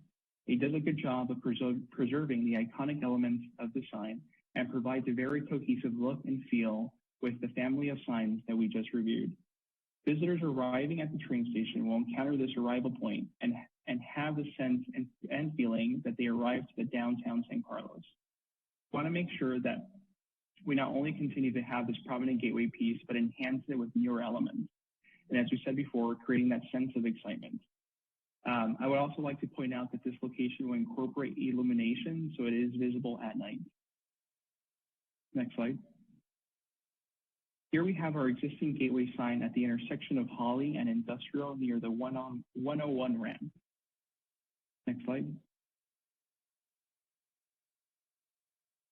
And as you can see here, we are enhancing the sign with new lettering, stone veneer, stucco painting, as well as landscaping. Next slide. And here we have the Caltrain overpass on Holly Street. Currently, as shown, no gateway piece exists at this location. Next slide. And here's a representation rendering of what the gateway could look like on the side of the Caltrain overpass. This would require approval from Caltrain. Next slide. In all, this package includes 136 total signs throughout the city of San Carlos. And I would like to emphasize that additional signs and scope can be added to this design package through the approval of change orders. When we come back to council in January 2022 with a qualified bid, we would also request a percentage for contingency that should be able to cover the addition of a few more signs if needed. Next steps include requesting approval from council on project specifications and authorizing RFP advertisement to start receiving bids. In January, we will return for approval from City Council to accept a qualified bidder for fabrication and installation. And procurement of material would begin in early 2022. We will have a better idea of an installation schedule once we start receiving bids from the contractors, which we plan to share in upcoming meetings. And with that, I end my presentation and happy to answer any questions on the Wayfinding and Gateway project. Thank you, Christian. Vice Mayor McDowell. Thank you, Madam Mayor, and thank you, Christian, for the great presentation. I'm thrilled that we're getting this back off the ground again and that you're taking the lead on this. I have two questions. Number one, I really enjoyed hearing about the map kiosk idea. I think that's something that has been raised by several of our business owners downtown, and it came up in our downtown street closure conversation. I'm wondering how many of those kiosks are envisioned, and will those go up and down Laurel and San Carlos Avenue? And I'm also kind of wondering how the map looks, if it will be Laurel plus San Carlos Avenue where all the restaurants are listed. I didn't see, it looks like the map in the slide is just kind of a general image. So I'm wondering if you can share a little more about the map kiosks. Yeah, absolutely. So you're correct. The image on the map is just a placeholder. Currently, what we're envisioning is from San Carlos Avenue all the way to Britton, so capturing every single business between those two areas. And we would do a lot of outreach with businesses to make sure that their names and their categorization is correct. And what was the second part of your question? I think I missed that part. Well, I was thinking of like if we will get to see at some point a mock-up of how that will look. And then I'm also wondering, why wouldn't we continue going down Laurel Street towards South Laurel, because there's so many businesses down there too? Will that just not fit on the map? Can people swipe through the map and look at various images if it's electronic? So it will not be touchscreen. We've worked with our design consultants and gotten their feedback that they have experienced a lot of difficulty when they've actually installed touchscreen kiosks in other cities and other institutions. So it's not going to be touchscreen. And the reason why it goes from San Carlos to Britton is because if we zoom out on the map, it becomes illegible. There would be too many businesses and it wouldn't fit on the display, which I believe is 4 feet by 2.5 feet. Okay, and then my other question at the beginning was how many of these kiosks would we be purchasing and their locations?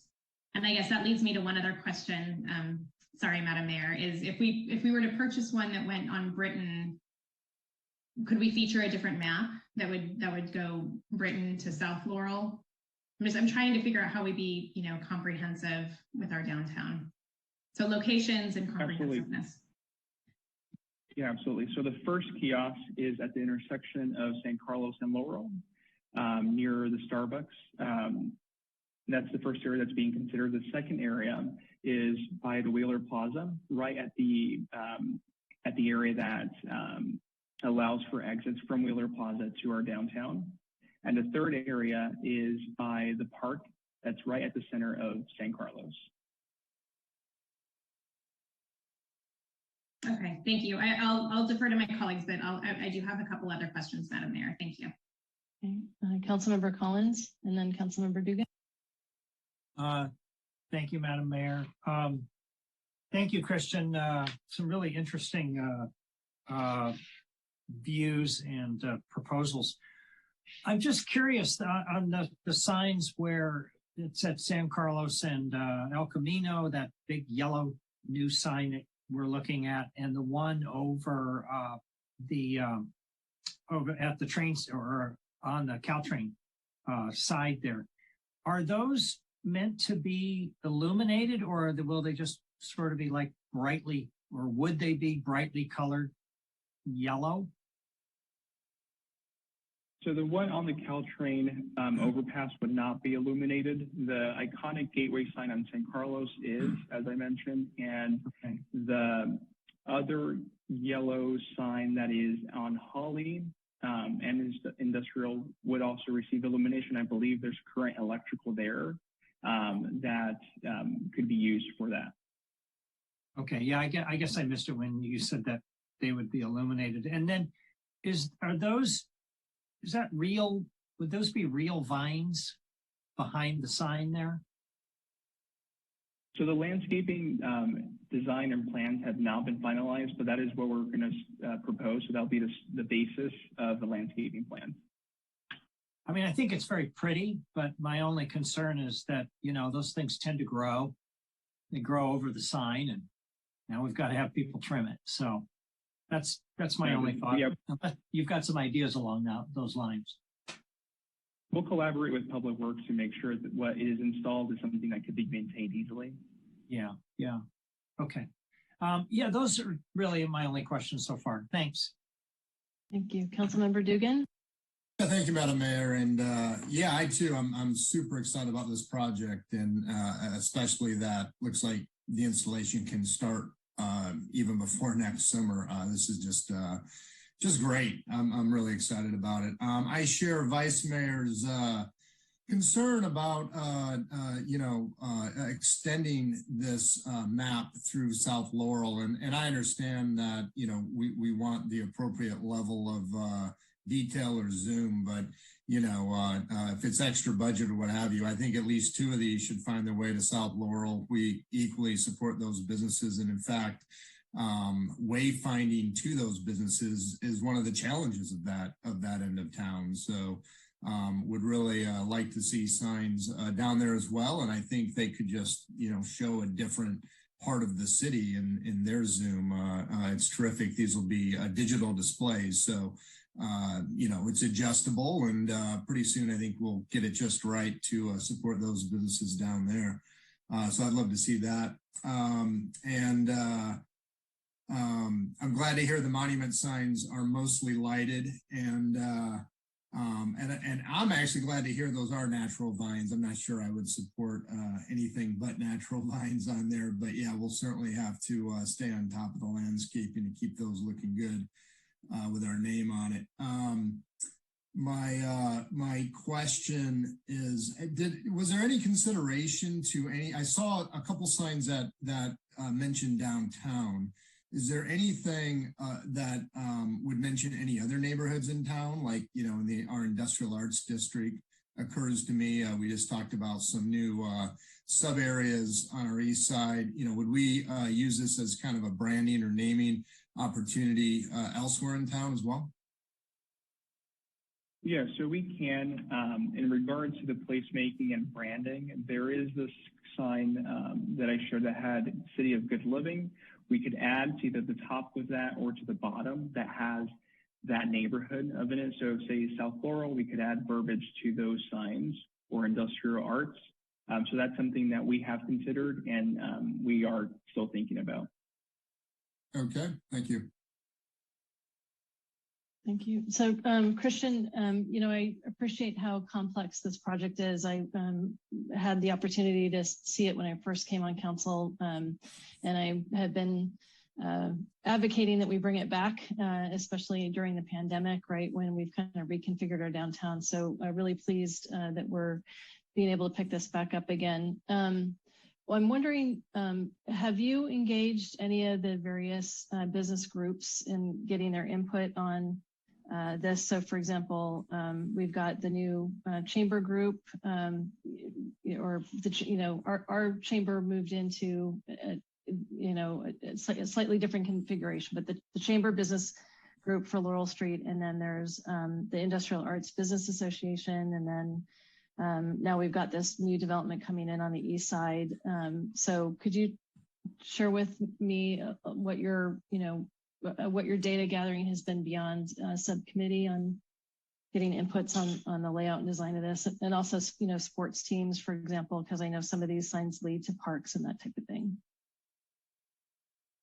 Adam, if it's okay, I'll defer to you on the question on the chambers that have been involved, if you don't mind. Yeah, I'm happy to answer that. So we did work with the previous San Carlos Chamber, but of course they then were folded into the San Mateo City Chamber, and we have not shared it with them yet. We certainly could bring it to them though for their feedback, and we could still do that. And if there's significant comments or concerns, we could work them into the change orders that Christian referenced earlier. I don't believe it was shared with sports teams specifically. So. And what about Industrial Arts Business Association? Because obviously they will want to have, traffic as well directed their way? Is that a possibility? We could share that with them as well. I think what we would want to know is what exactly we want to be directing people towards. If it's the Industrial Arts District as a whole, or if there's something specific over there. And I think earlier on that was a struggle, is there wasn't quite sure what the item that would be directed towards there was, since there's not necessarily a parking area or a specific non-private business that we could direct to. I understand. Okay, thank you. All right. I'm going to ask for we're at 10:20, so we need a motion to extend the meeting to 10:45. Thank you. Is there a second? I'll second. Okay, Crystal, can you call the roll? Councilmember Dugan? Yes. Vice Mayor McDowell?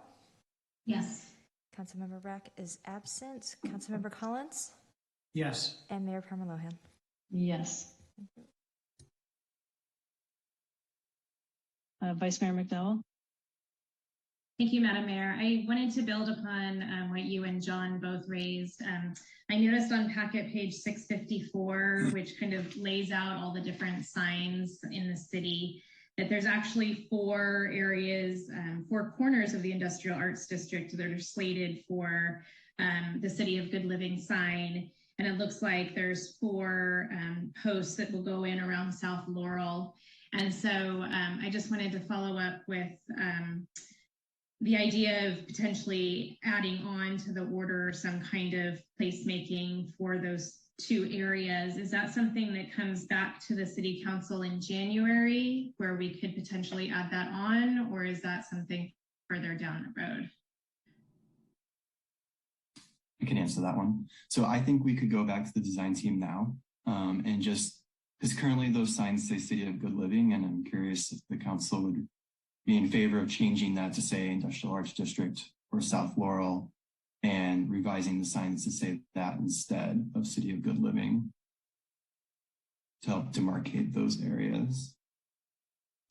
I mean, Adam and I, as the Industrial Arts Subcommittee, we have met recently with the Industrial Arts Business Association, and placemaking was something that was high on their priority list. And I know that in our economic development plan, we've talked a lot about placemaking. So I would be in favor of looking into that, potentially adding it. I don't know if we need to brand it as City of Good Living, plus if it looks better to have a consistent sign throughout the city, plus, a placemaking sign for that specific sub area. But I would certainly welcome further discussion on that. And maybe, as Laura said, staff could potentially reach out to the Industrial Arts Business Association and, run it by them as well. Yes, we'll certainly do that. Okay, I don't see any further hands up. Crystal, are there any members of the public who wish to comment? Yes, it looks like there is one hand at the moment. Patty M. should be able to unmute. Hi, thank you. I would like to say this is a great idea, and except for illuminating the signs at Holly and Industrial. I think you said that the one on the train overpass is not going to be illuminated. Good idea. Those 2 intersections have a lot going on. The light, there's homes. They don't need more distraction for the drivers coming off the freeway. And I would say, anybody coming off the freeway, getting to that first intersection does not need a sign saying, hey, it's San Carlos, Holly Street. You already know. So thank you.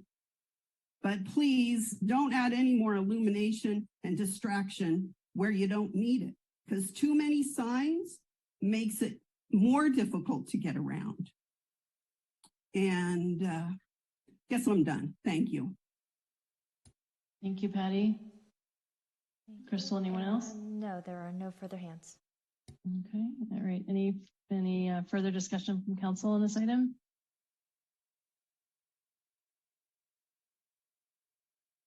Yeah, I would just encourage the outreach to the various community groups, especially the business groups, just to make sure that we have they have a line of sight into this and can provide some input and get any requested changes early. And I would say that would include the folks on the east side as well. Councilmember Dugan. Yeah, thank you, Madam Mayor. And yeah, I think that's a great comment about really doing that outreach to involve our business community. Very important on this. And do we need to do anything specific to add signs to South Laurel, or do we need to see if we have a consensus on that? Those are electronic. It may involve a slightly higher budget to get those done if that's something we all want to do. If there's consensus on the council to do that, we can certainly add it in. It's not something we priced out originally, but it might fit in our current budget, but we'd want to look at it. And if we need more, we'd come back to you to request it. Yeah, I would be in favor of that. I think it's going to come up anyway in part of our downtown plan. So let's just let's just be holistic. I agree. Okay, if there's no further discussion, I'll entertain a motion. Madam Mayor, I move to adopt resolution 2021-108. 108, a resolution of the City Council of the City of San Carlos approving the project specifications and authorizing advertisement and a call for bids for the citywide wayfinding and gateway signage project C1719. I'll second. All right, any further discussion? All right, Crystal, could you please call the roll? Okay, Vice Mayor McDowell? Yes. Councilmember Dugan? Yes. Councilmember Collins? Yes. Councilmember Rack is absent, and Mayor Parmalohan? Yes. Okay, this moves us to item 8C. This is to establish and appoint council members to the ad hoc employee recruitment and retention subcommittee. At our last council meeting, this was something that came up as an urgent item. And Jeff, I understand you're going to be presenting on this. Is that correct? Thank you. Yes, thank you, Madam Mayor. I am. In fact, you actually just gave the vast majority of my presentation. Good evening, Council. At your last meeting, you asked us to go ahead and agendize for you the ability to consider creating a ad hoc subcommittee for employee recruitment and retention issues, and agendizing the opportunity to appoint members from the council to this ad hoc subcommittee. We've gone ahead and done that for you this evening, and we're happy to answer any questions and help in any way we can as you consider and take action on this item. Thank you, Jeff. I appreciate that. And I heard you say at the last council meeting too, it's up to the mayor to typically appoint people to a subcommittee. So I'd like to go ahead and make a proposal. I recognize that this was something that was brought to the fore by Councilmember Rack, and he's not here this evening. I would suggest as we move forward, these committees can always change, but for the time being, I recommend a member of the kind of the executive level, if you will, of council, if you'll bear with me on that. And I would recommend Vice Mayor McDowell serve on this subcommittee along with Councilmember Dugan. Councilmember Dugan, with your legal background, I think you bring to the fore a very unique perspective that's not necessarily represented on council. And as we pursue recruitment and retention issues, there is a component that is very legally based. So I think it would be appropriate to have somebody with your skill set. So that would be my recommendation for how to seat this particular subcommittee.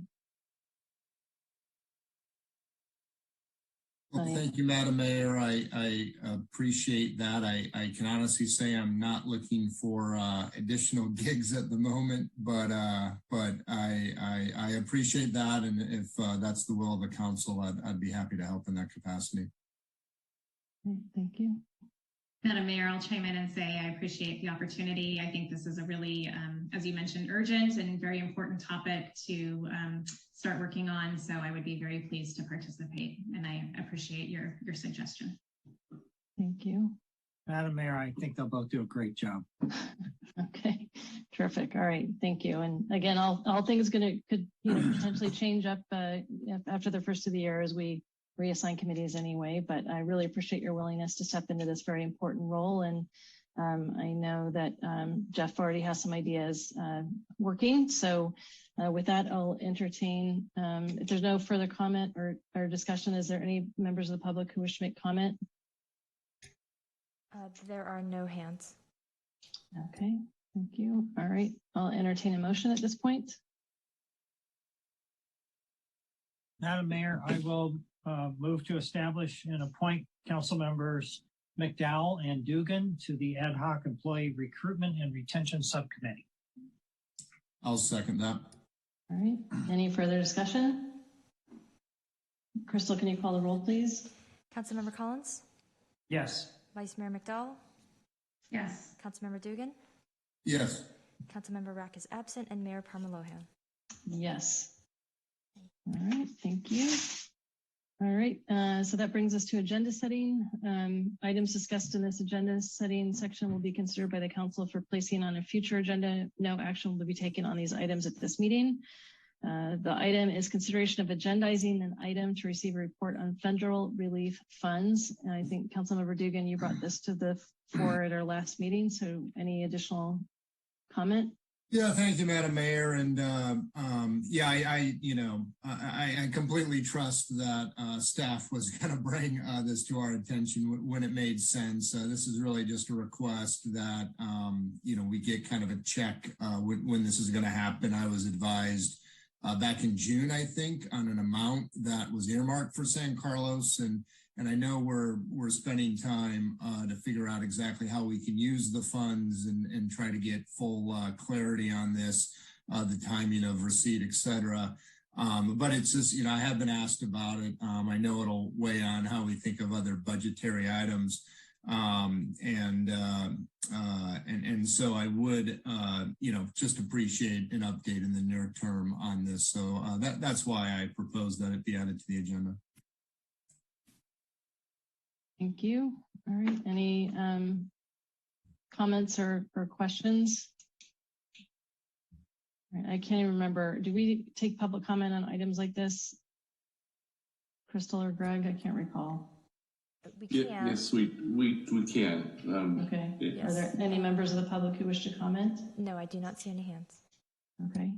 And then, so do we take a motion? I'm sorry, it's just late. We had a big agenda item tonight, so. If the motion would be to agendize the item okay. for a future meeting. All right. So is there a motion to agendize the item for a future meeting? I'll go ahead and move to agendize the item for a future meeting. Okay. Is there a second? I'll second. All right. All right. I will just comment. I'm in favor of doing so. I know members of the community are interested to understand how much San Carlos is going to get, and it would be helpful to understand what the criteria is for how we deploy the resources. So I would be in favor of the discussion at a future date. Vice Mayor McDowell? I agree exactly with what you said, Madam Mayor. So second that. All right. All right. I think we can take roll on this one. Okay. Councilmember Collins? Yes. Councilmember Dugan? Yes. Councilmember Rack is absent. Vice Mayor McDowell? Yes. And Mayor Parmalohan? Yes. All right. If there aren't any additional agenda items proposed, I think we can adjourn the meeting. All right. Thank you, everybody. Good night. Good night. Thank you. Yep. Good night, everyone. Good night, everybody. Good night. Thank you.